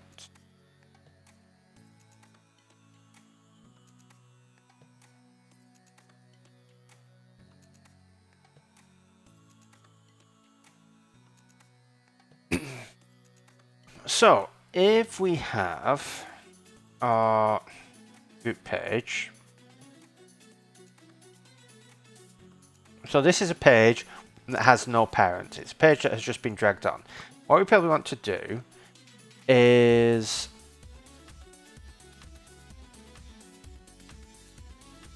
we're going to assume that we have a very large viewing area around, which we don't currently, but we're just going to assume that we do. In fact, we're going to assume that the entire visible area here is our viewing area, just for now. So the rule should be, go to the right, go to the left, go below, go above. Be 1, 2, 3, 4. So right, left, below, above. If you have something where you already have an arrow going in,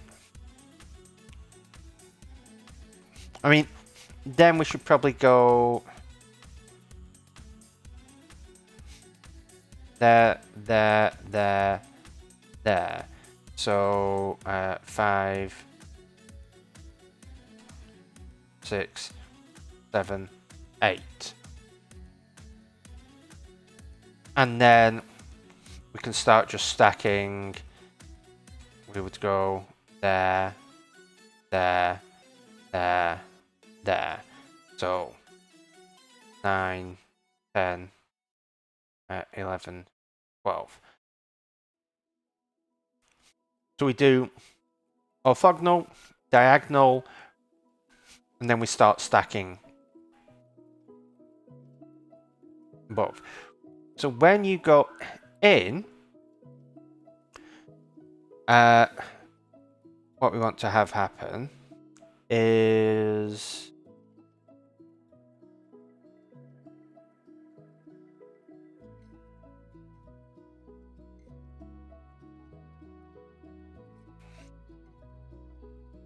so in this case, we want to favor that way. So what we will do, if we treat this as our main view, what we can do is rotate. So if you're on the right hand side,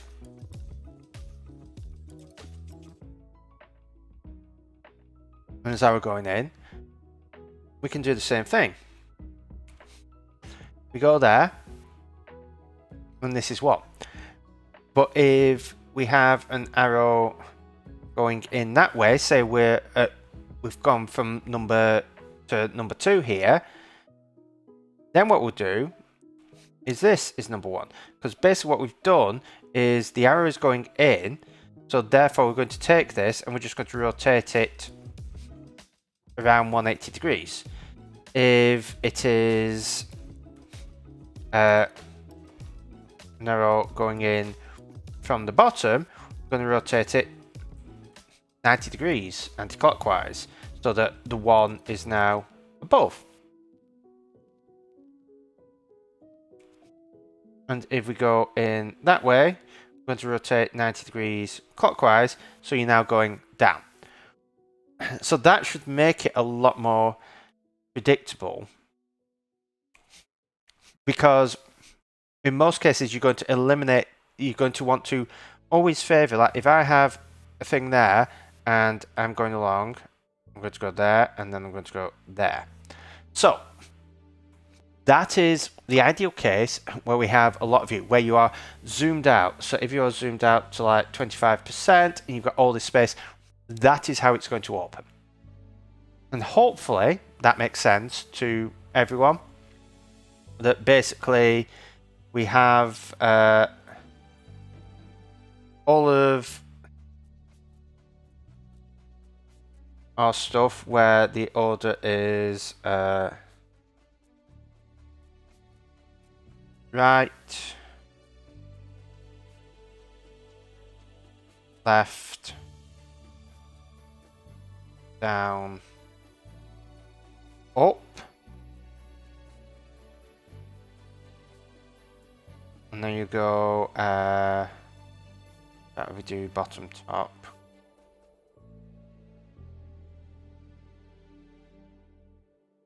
and then it's bottom right, bottom left,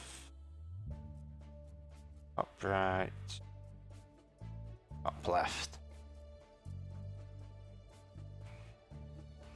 And then we just basically loop through those, but stacking them higher and higher. Now there are other things that we need to take into account.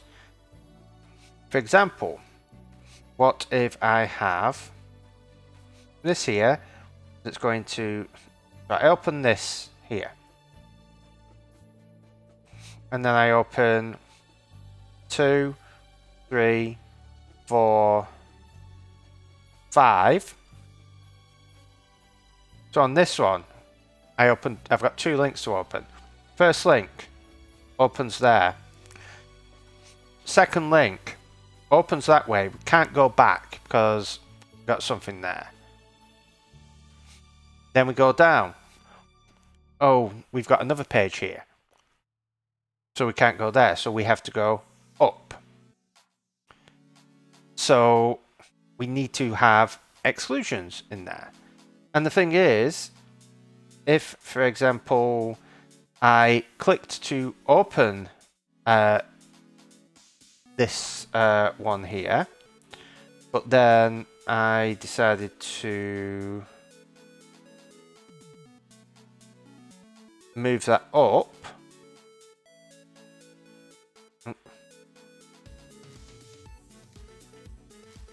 so that it is an arrow going like that. Actually, no, it won't be like that. If it was moved up enough so that it was an arrow going like that, for example, then this one is now free. So it isn't based on what it is, it's based on where the arrow's going in. Now there is some element of that already in there. So the first big change is fixing that. This exclusion stuff is already in there, but then we get to the other big change that I want to make, which is if I zoom in, let's take this text pages here and let's shift this up here, set it down. So that is right at the top now. If I click pages, it opens up here. Now what I want to have, actually, I need to hide that.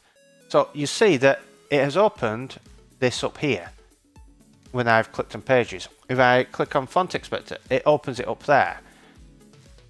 What we should do is, if at all possible, treat anything that is outside of the current view area as excluded. But a sort of soft excluded, it's basically deprioritized. So what that would be is we would have, where are we? So if we use our same decisions, so we're going into here, but let's say our viewport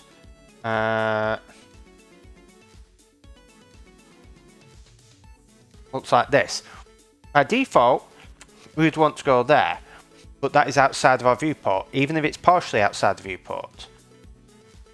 Like, we may want to have it where you want, maybe that is allowed. That's something we'll have to try. For now, we'll just do full exclusions. So in that case, we want to look, okay, well, we can't go back. Can we go down? Let's say, yes, we can. So let's say we can just fit in there. But let's say that we can't. Well, then we'll go up and we'll fit in there. If there are other pages around, then we'll start doing the diagonals. If we get to having all of our standard ones done before we get to like the 9, 10, 11, 12, at that point we will just go and forcibly add there and then possibly scroll to it.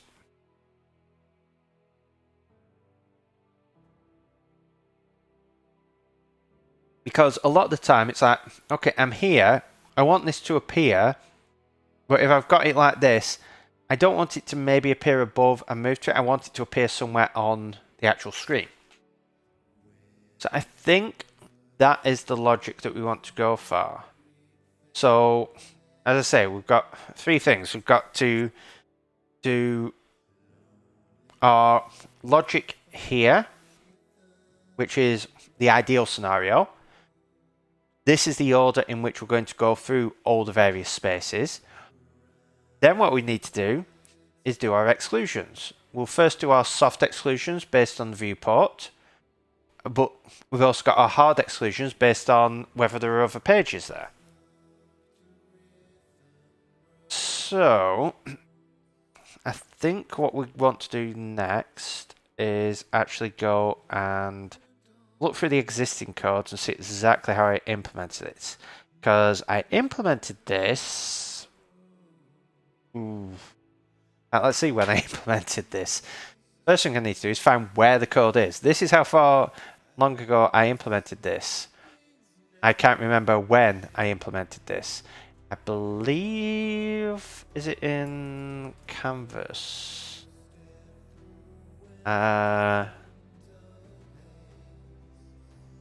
Those pages.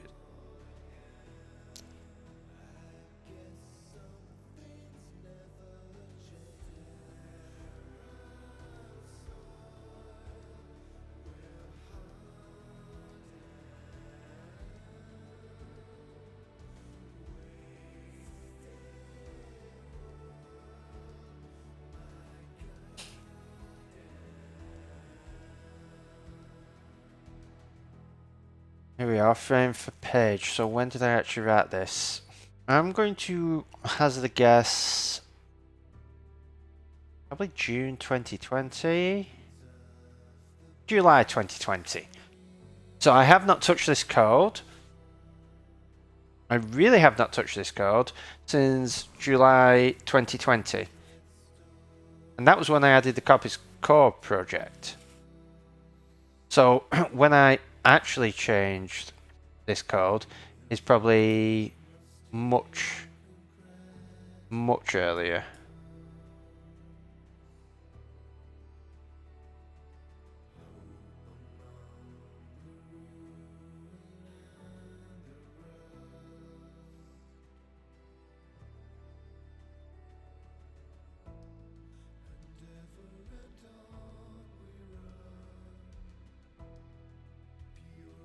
So yeah, this is about 2 years old and hasn't changed since well before Coppice's initial release. Coppice's initial release was November 2020. So this is something I set and forget.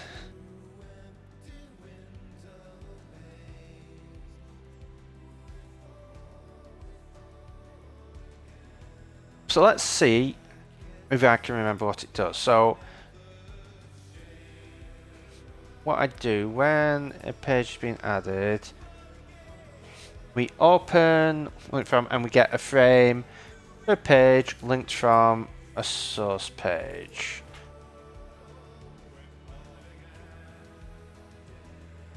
So the page has no children. We have our directions. We go to the parent, we get the parent edge, and we insert it on the opposite.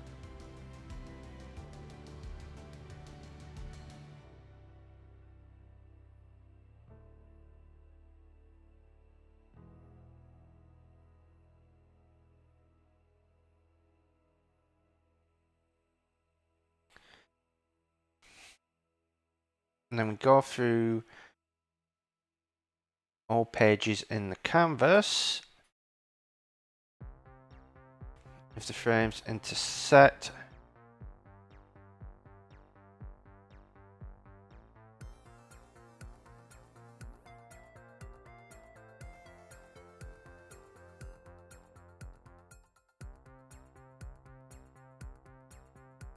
there, and frames that count.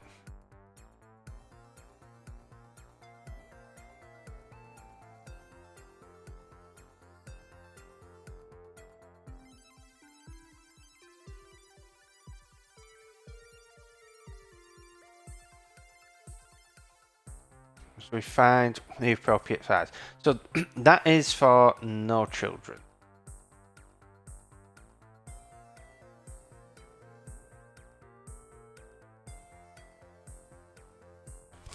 That's the simple case. When we get to children, we then want a page from a page with the first child.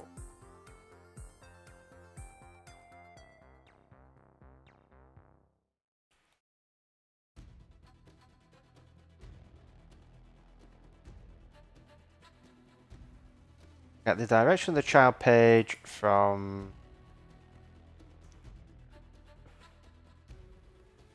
the child page from parent page.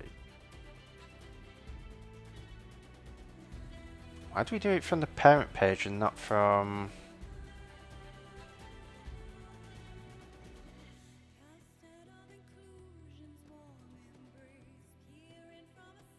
Oh, because it's the link from a parent page with its first child. Okay, the combined frame of siblings want for the child page in that same direction.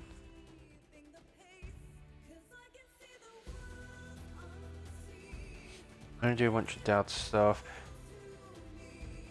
We're combined frames of the siblings. Okay, I think what we're probably going to do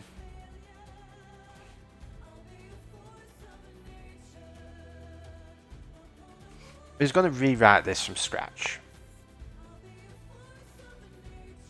Because it's worth referencing, but I think what I'm going to do is probably completely do this from scratch and move it out into a new class for frame, like canvas frame calculation, because then it's going to be somewhat easier to unit test, because all we need to do is deal with frames for the most part.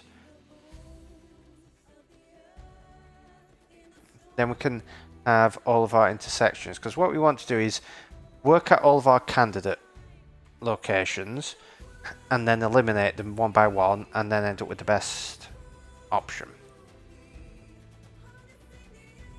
Okay.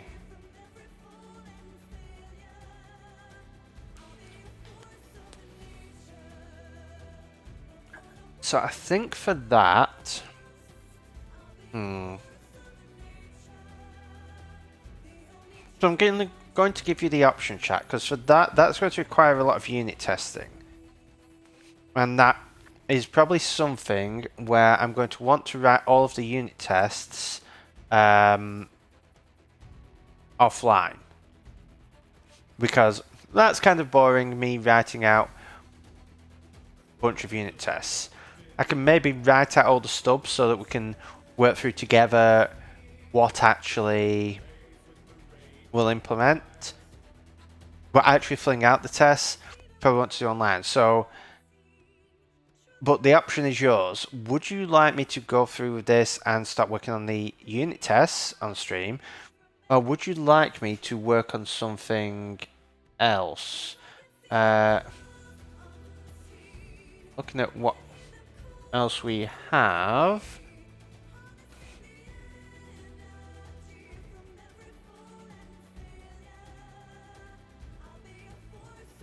There's some more performance stuff we can do around larger image pages. There are a few other bugs that we found earlier. I can work on the image inspector design. So let's say image inspector design bugs are page opening logic. What are your preferences for me to work on, chat? We've got about 45 minutes left.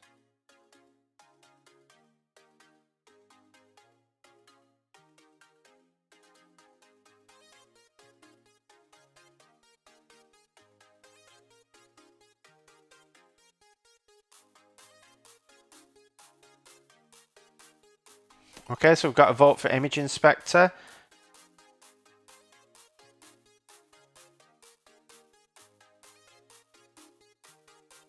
I guess nobody else is all that interested. Okay, image inspector. 2 votes for it. So let's go for image inspector then. So I will be sure to try and get those unit tests written off stream throughout the week. I'm hopefully going to be doing some more streamlined development on Wednesday, but then we'll be back on Coppice on Friday, hopefully, because it's a holiday here in the UK, so I'll be able to stream then. I may be streaming definitely the usual time. I may do an earlier stream on top of that. We'll see. But I'll try to get the unit test written so that we can get back to this page layout stuff and implementing the actual code when we get to on Friday. So, image inspector.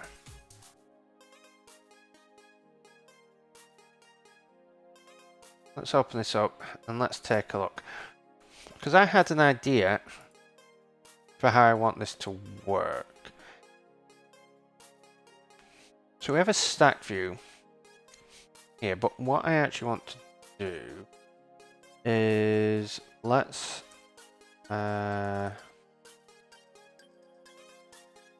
custom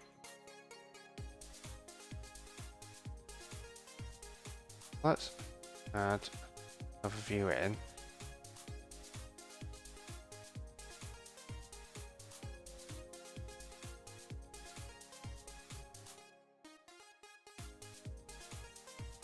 And this wants to be only space wants to be 0.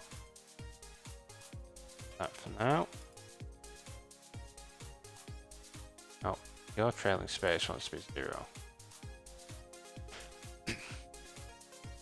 And then what I was thinking was we would move this into custom view here. We also move these into the custom view.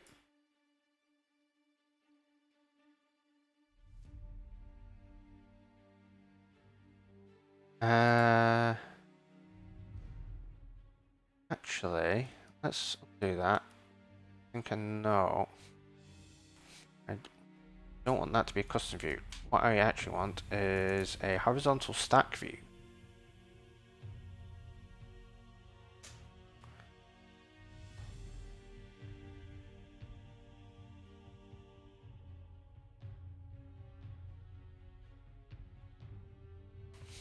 Then be 0. And then inside this stack view, we want two custom. Okay. We've got two custom views. Voila. Right. So what we're going to do is clear constraints.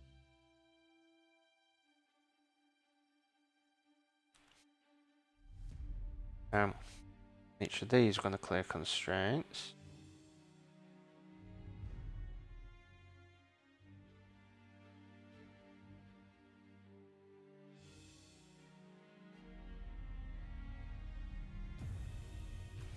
And what we want to do, have that there, make that edit mode, and we are going to change the size to small.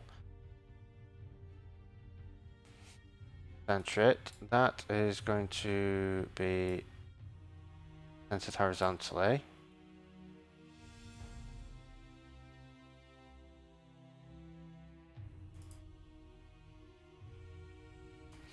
It's going to be 0 and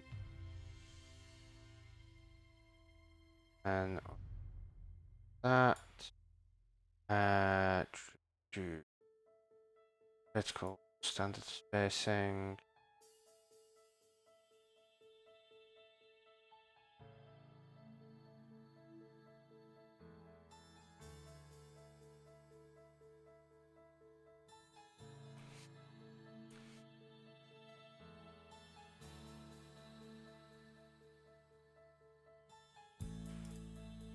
Center it, want to size.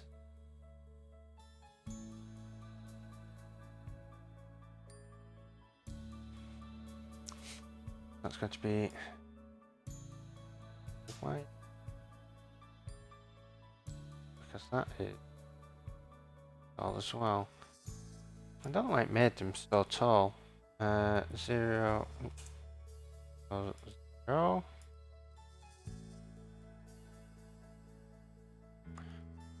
Horizontal standard first baseline.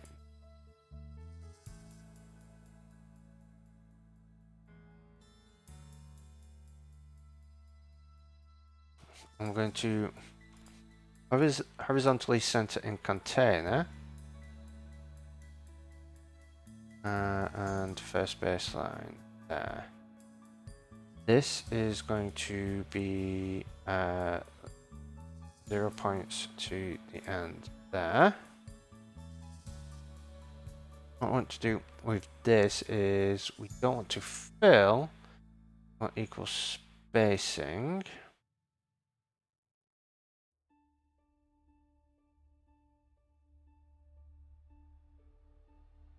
This is going to be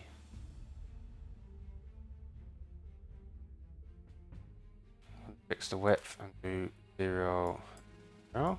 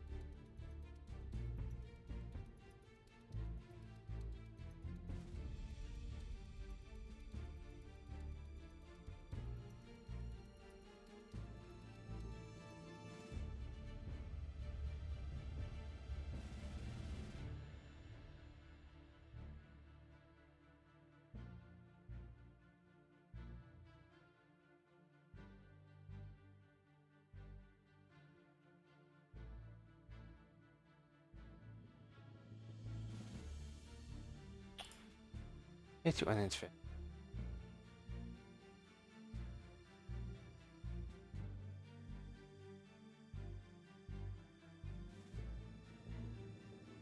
Why aren't you making that smaller?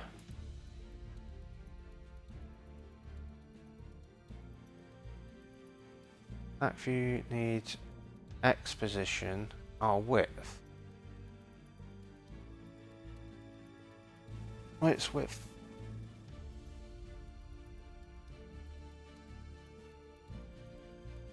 Make that a fixed width and that a fixed.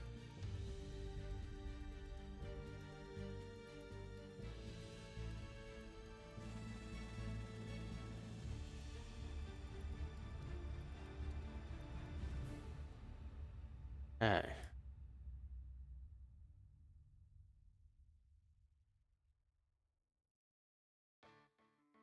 Wait a second.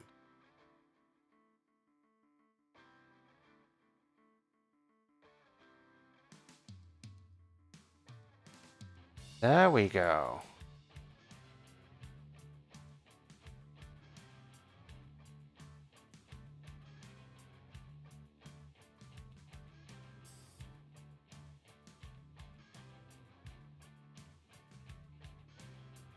And if I go stack view here,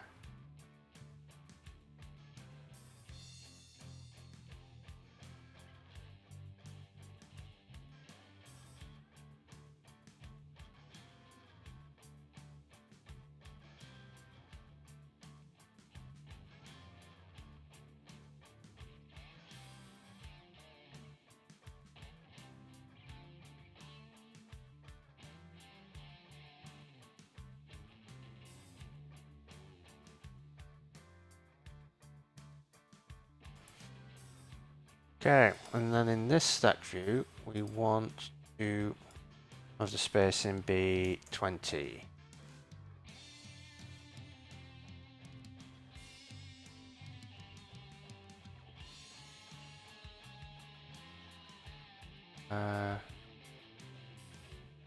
Down.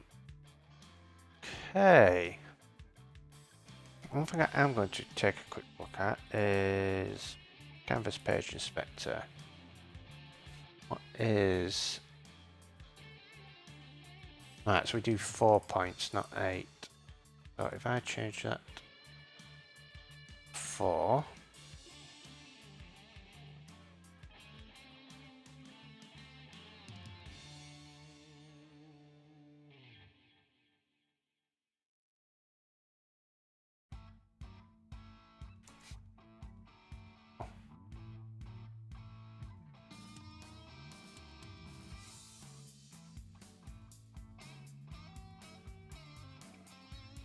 Alright. Let's build and run and see what it looks like when it's actually run. Interface builder gets silly at times.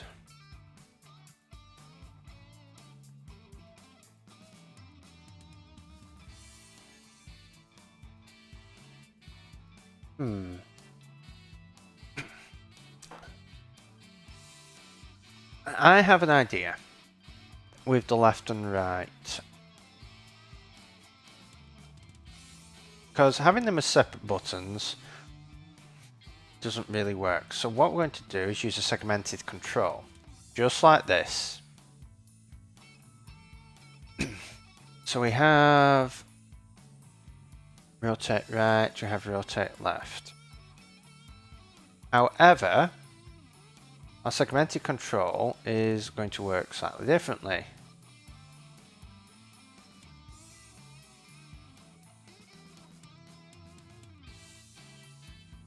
First of all, it wants to be regular. We only want 2 segments. And it's going to be momentary. And segment 1 is going to be L. Going to be R. Going to sit there. First baseline there. We're going to do 0, 0.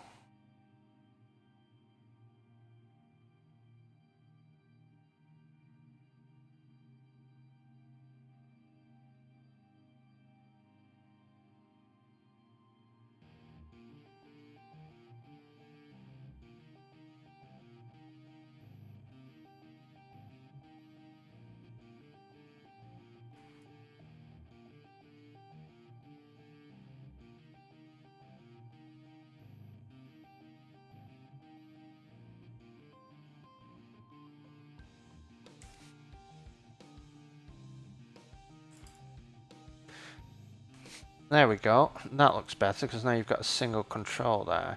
You're going to have your edit mode.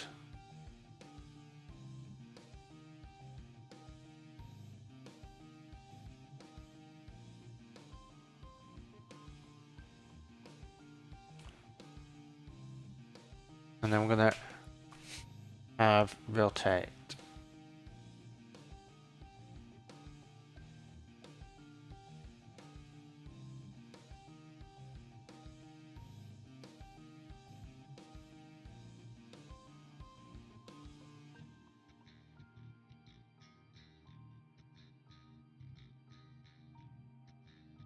And then I think what we're going to do is just to make it look a bit better on this one. I'll increase that spacing to 20 points.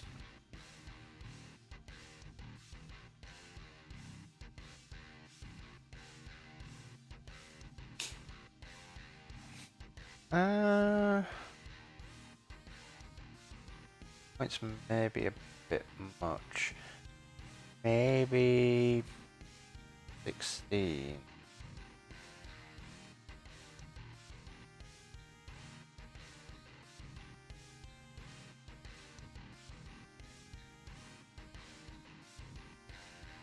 If not, maybe 12. Usually makes sense to go up and down in factors of 4.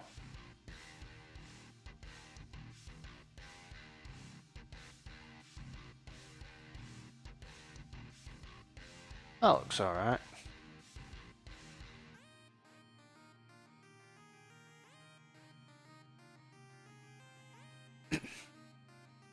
Okay.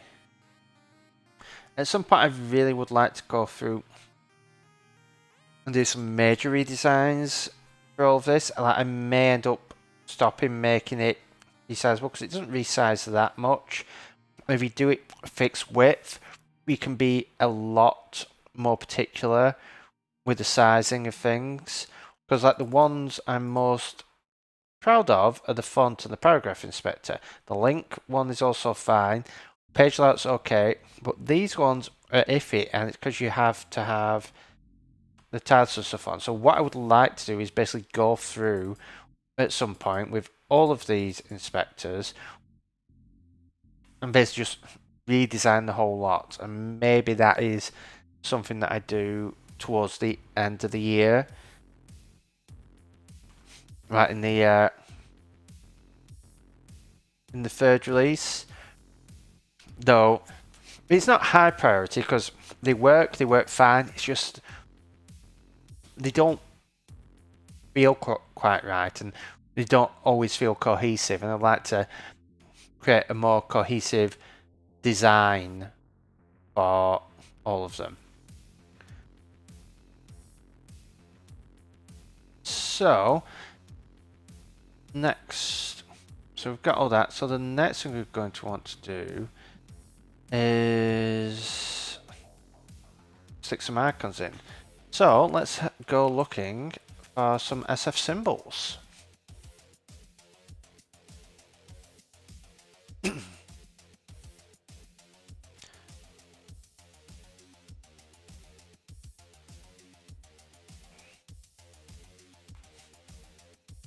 So I think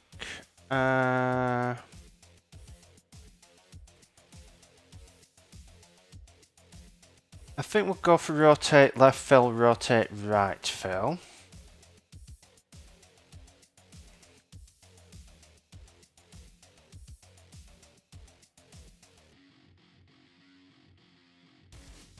Let's export the templates to the desktop.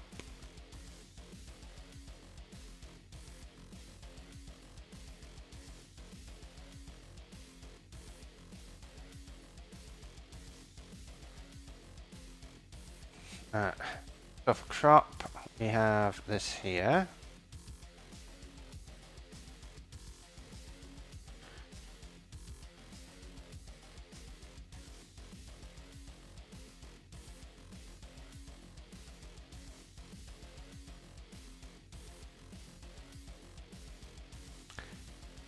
Alright, so we have view. What icon can we have for view mode?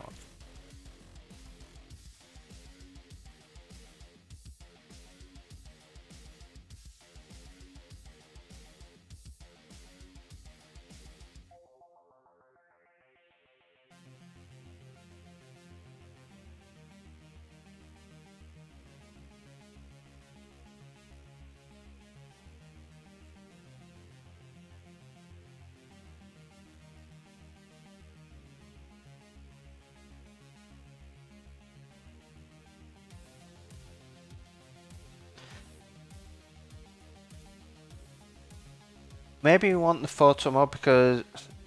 So maybe we'll just reuse the our photo for view mode because that is where you edit the image. So then we just end up with hotspots.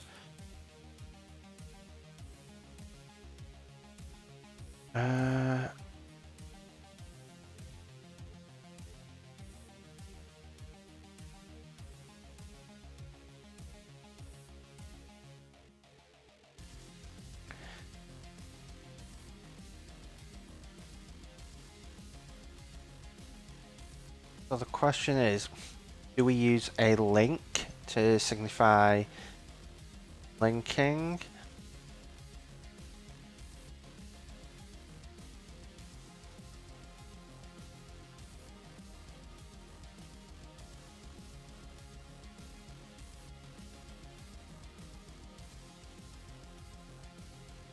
Maybe a dashed rectangle, because you've got to remember these are going to be fairly small.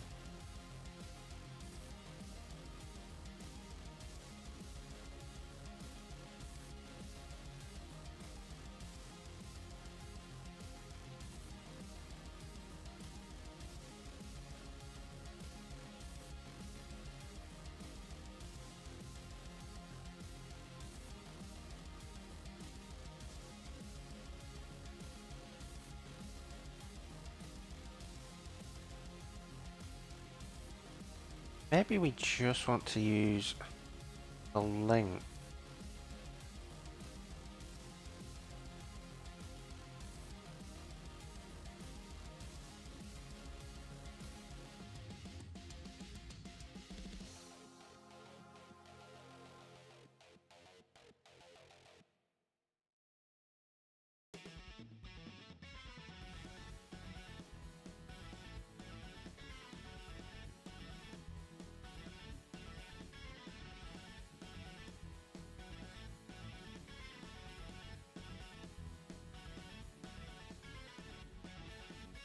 Because I mean, you are drawing hotspots, but the whole purpose is for linking, and it is very much... I think that would make sense. So let's have a play and see what we can do here. So for the view, what we're going to do is do image page small, take away that.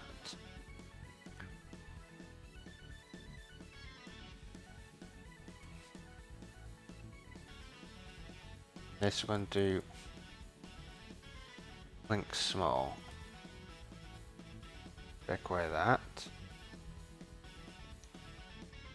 And then just to see how they are, see if we can actually no, we can't use them as is because we need to support 10.15.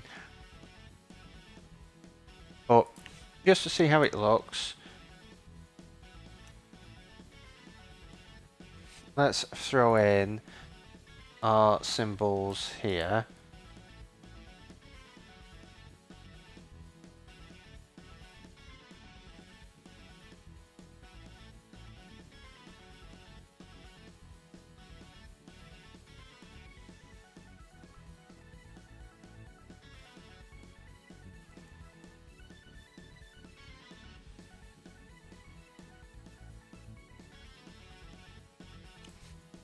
Build and run and see what it looks like in the app.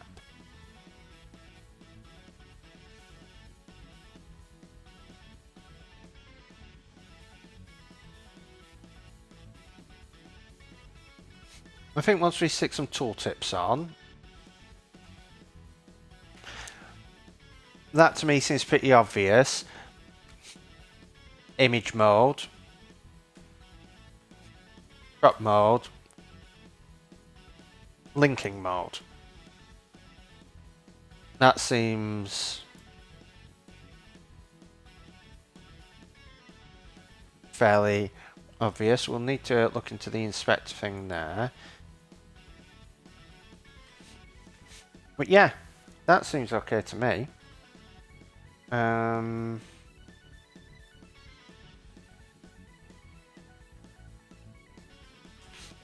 Well, the question is, how do they look at 1x?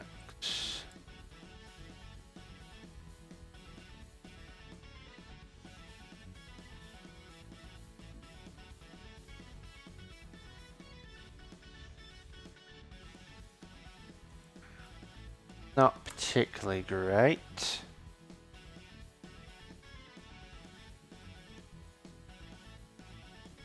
Yeah, this is the problem with SF symbols. So the link, I believe, is just an SF symbols. You cannot make something going into diagonal with curves and stuff much better. No, that thing. But the image, you can see how much crisper most of the lines are. But look at this crop. Why do we have... This should just be crisp lines. And here, these rounded rectangles, these should just be crisp.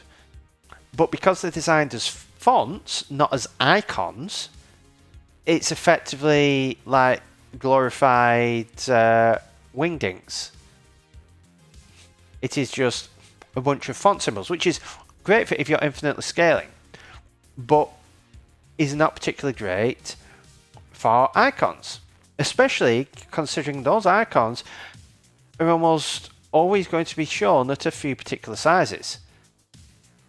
Okay, it's great that we can show them at any size, but ideally you need some way of optimizing it so you can get pixel precision at certain sizes. And I'm pretty sure fonts should be able to do that. But it's just the arrows are a bit of a mush. These aren't ideal, so we will be creating these. May have time. Probably go for another 30-35 minutes. I just need to check on something, so I will be back in 2 secs, but then I'll show you how I actually go about recreating these icons so we can get them nice and crisp. Because one of the key things, and one of the things I've learned with all this, not everyone is on a Retina display. Many people who are using external displays, people who are hooking their laptops up to displays, they're not using Retina displays. So you really should be dealing with the fact that people are not going to have pixel perfect displays. And I'll show you a few more examples when I get back of the difference between what it looks like for pixel perfect versus not. Because, like, you're going to have some blurriness. Like, I'm running a 4K display, which is, what is it, 3840 by 2160, but I'm running it at 2560 by 1440, like, usable area. That is not a fixed doubling. There's going to be some blurriness there. You're not going to get pixel precision there. But the key thing is that there are enough pixels that you do not notice that. Whereas you do notice it on a non-Retina display because you can see the individual pixels. And when you can see the individual pixels, all that blurriness and stuff comes out a lot more.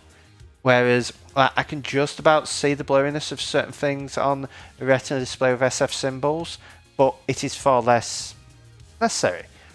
But Apple isn't really thinking about that sort of thing with SF symbols. They're thinking about the iPhone, where it's all Retina and very high resolution Retina, and you can't see those things. So, but we'll get onto that in just 2 secs. I just need to run and check on something. So I will be back in 1 sec. I won't switch to the Be Right Back screen.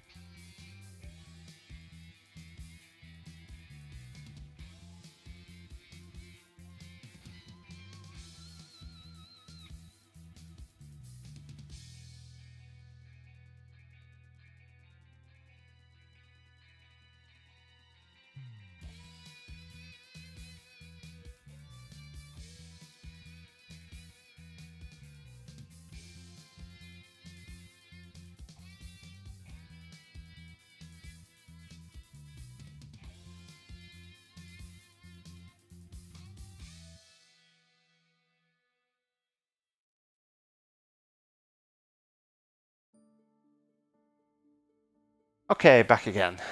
Sorry about that.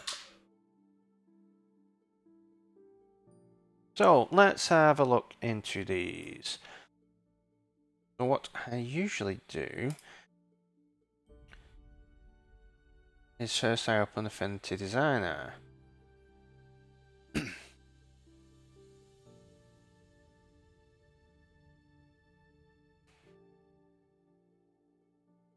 Oh, how about this for a bug? I wonder if they fixed it, but this is a fairly wonderful bug.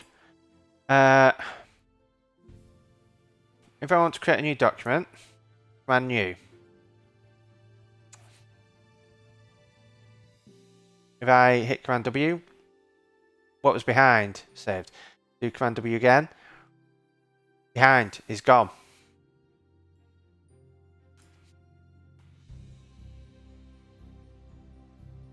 Why is this still here? I've just hit Command W. It is a window with full support for opening and closing. But it cannot be closed. I almost lost data. In fact, I did lose data the first time I encountered this. So that is not ideal. Right, so we want to open some... Right, at some point I need to update macOS and see if they've fixed the bug of expose. The whole show desktop thing has almost always worked perfectly for me ever since it was introduced. Sometimes it would be a bit slow on earlier machines, but it was always worked perfectly. And since upgrading to Mojave, it constantly breaks. Where I hit F11, I go here, and I cannot click on anything. On other displays, I can. And the thing is, it isn't always the same display, but it's always one display where it fails to let me actually select stuff on the desktop. And the restart usually fixes it for a while. And then it comes back. And I have no idea why. I have no idea what's causing it. But perfectly fine on Big Sur, but Mojave, it broke.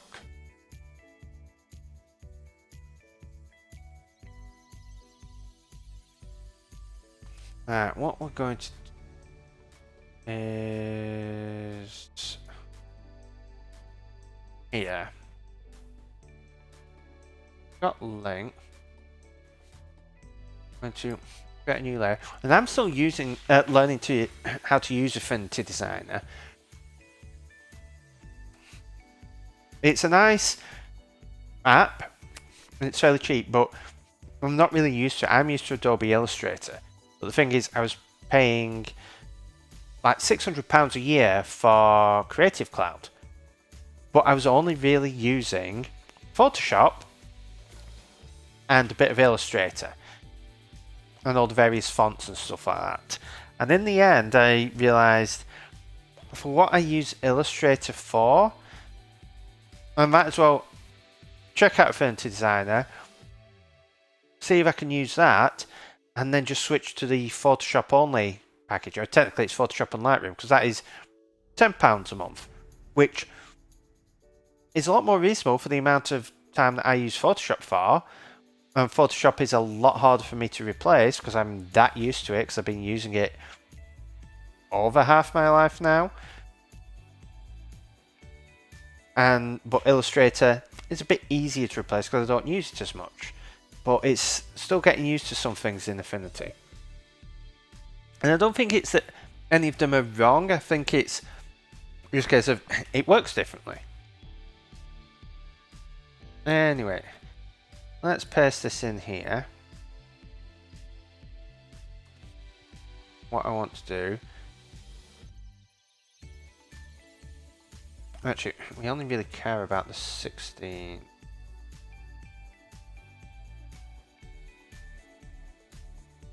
Point.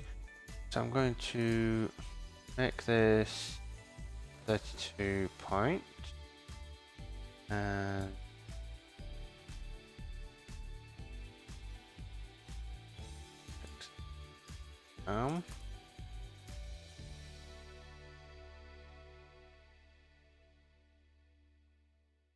copy up. Go to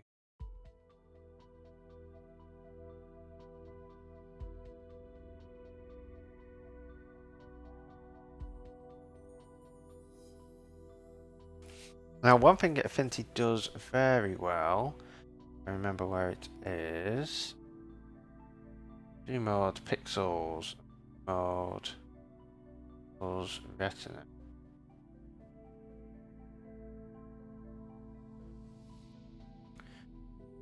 So, see those there.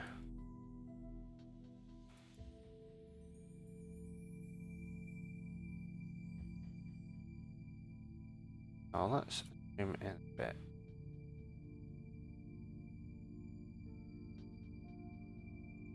That will fix it in the 16, because then it should just double up. So, what we're going to do,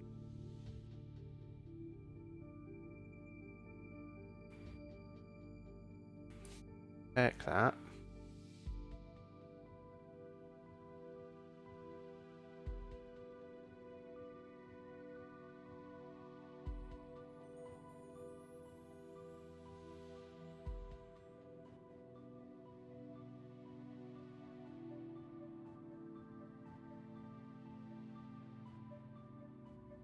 Let's just read it. Simply enough.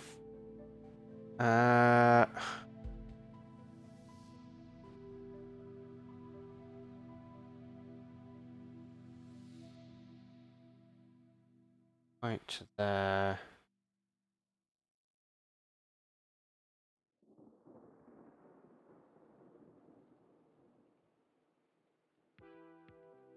Huh?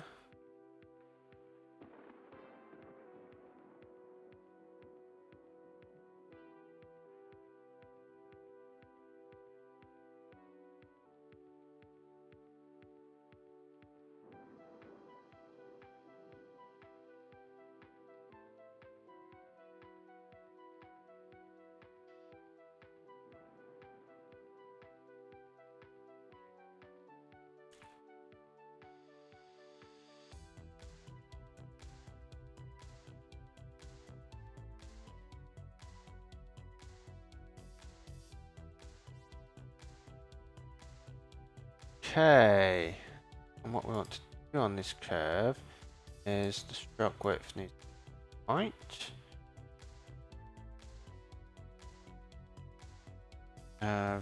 That's our line cut.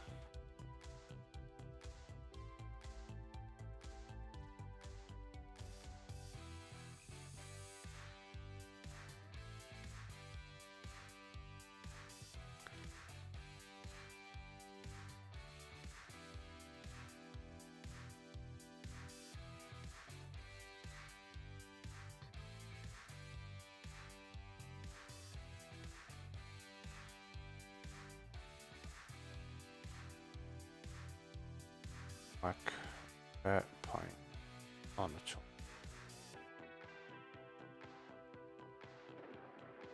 That is front.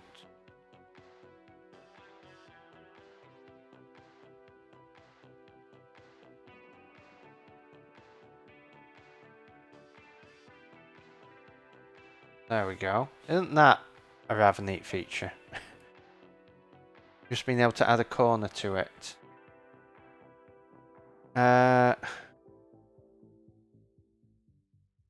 Right, that.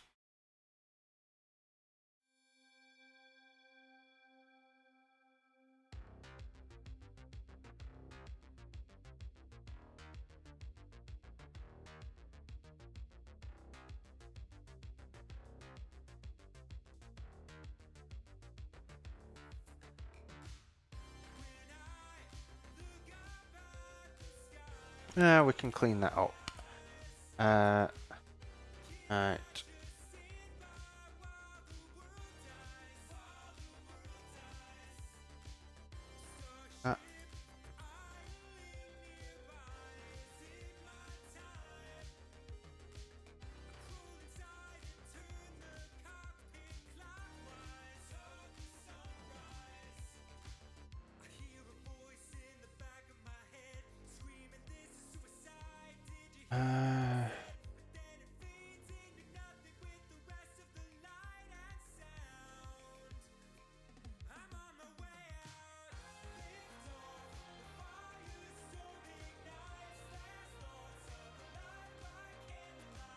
Right.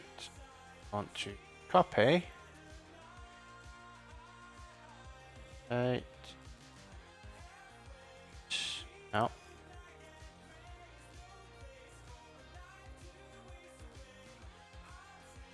Set 180 degrees.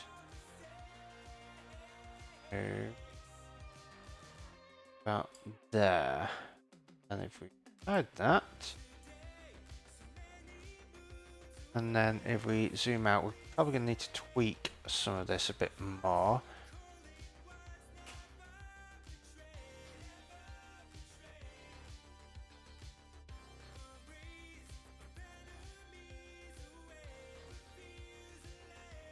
What if we got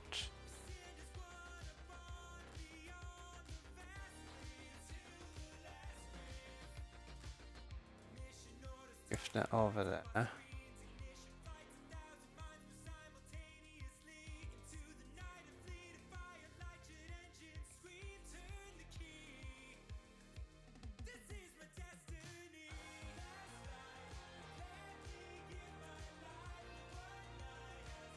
Uh-huh. Yep.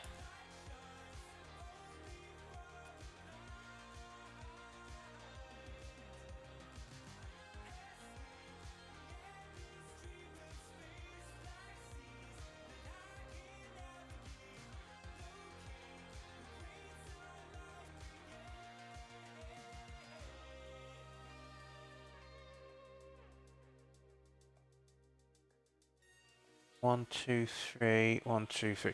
Okay, so I am going to have to shift these.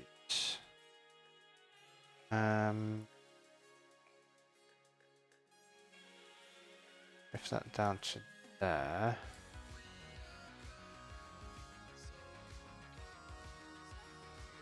Have to change this slightly.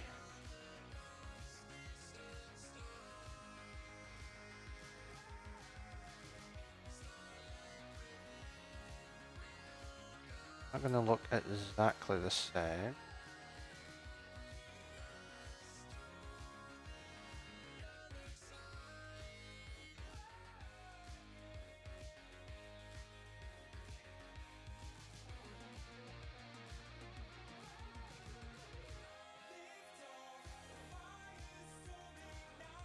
So the question is, do we want it there, or do we want it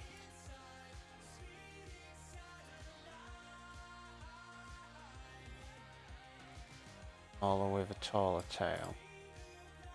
I think smaller is going to be better. So let's...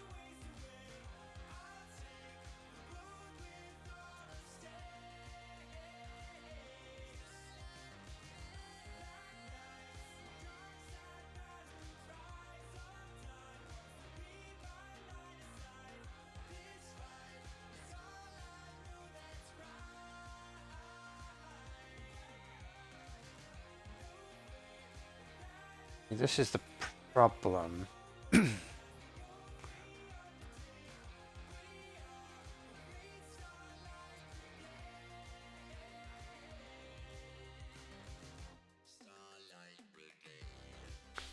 Let's just make it 1 point then. But it...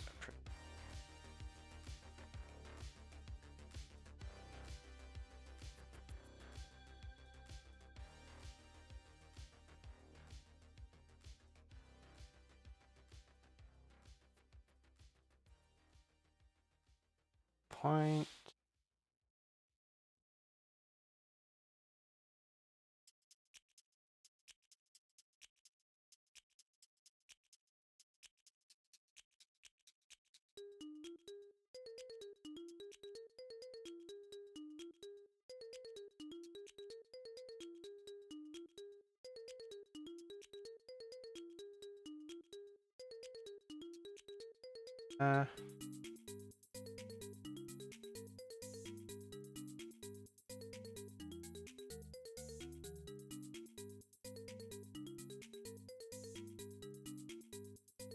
that is... A...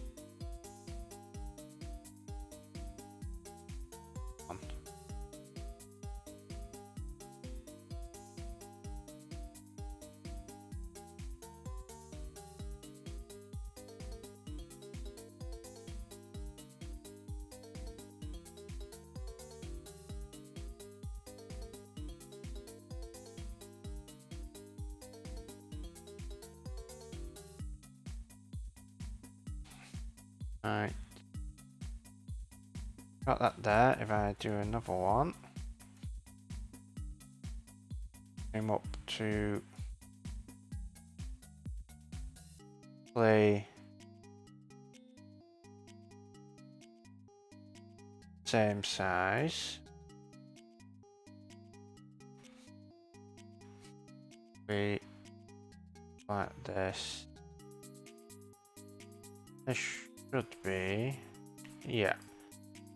You can see the difference there.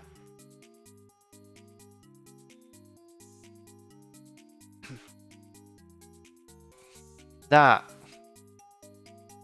just looks crisper. It doesn't look as blurry.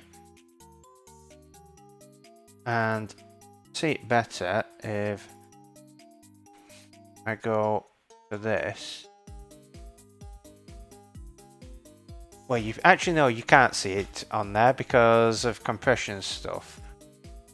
But to my eye, it is a lot crisper with the version that is that I've created than the version below. What we could probably do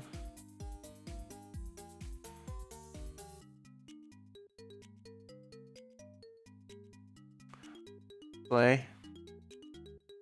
No, it's not that bad.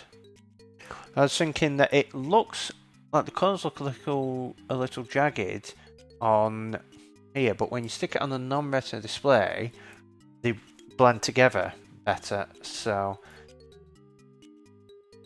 okay, we will stick with that for our crop icon.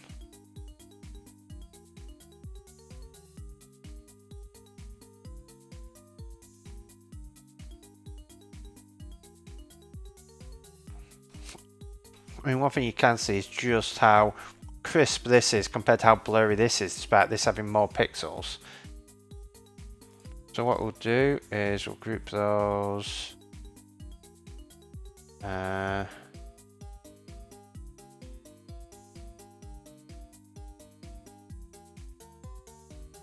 What's the center of this? 326, 126. 326. 126.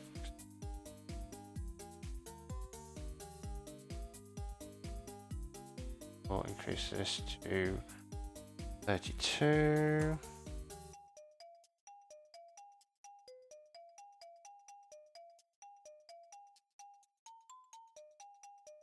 And what we can do now, that 2 point, increase that point, and we're going to want to tweak some of these positions slightly. Oh yeah, because it doesn't want to be 32 bit. What size is this? That's 14.7. We just want to double it. So 0.7 times 2 is 29.4. There we go.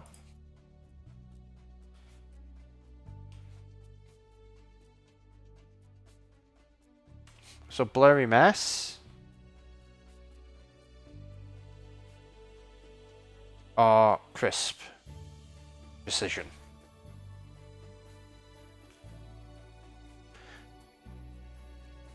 So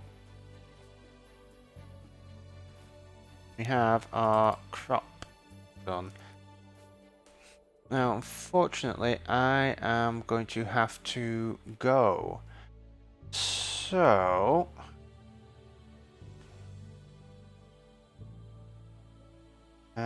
let's have a quick look and see if there is someone who we can raid. Oh, we could raid Avers, but they've gone offline. Let's see if we can find any new Mac and iOS developers streaming.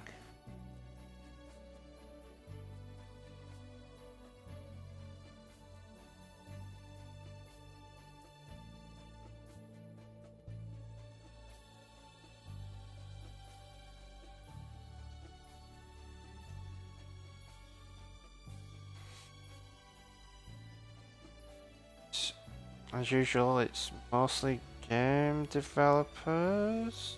Nope, that's not. We are a rare breed. We Mac and iOS developers who stream.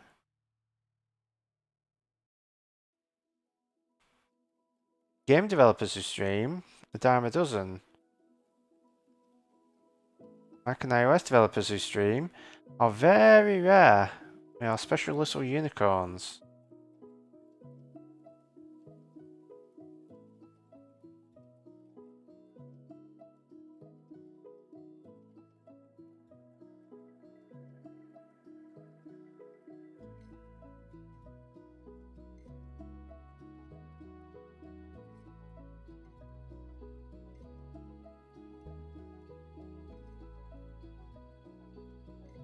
Okay, so I guess we're not going to be raising any class.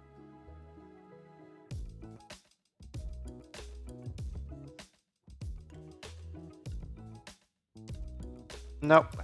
So I think we will end stream there. Oh, don't worry about not writing anything in chat. This is as much for you to just work along to, listen, watch, whatever you get out of it.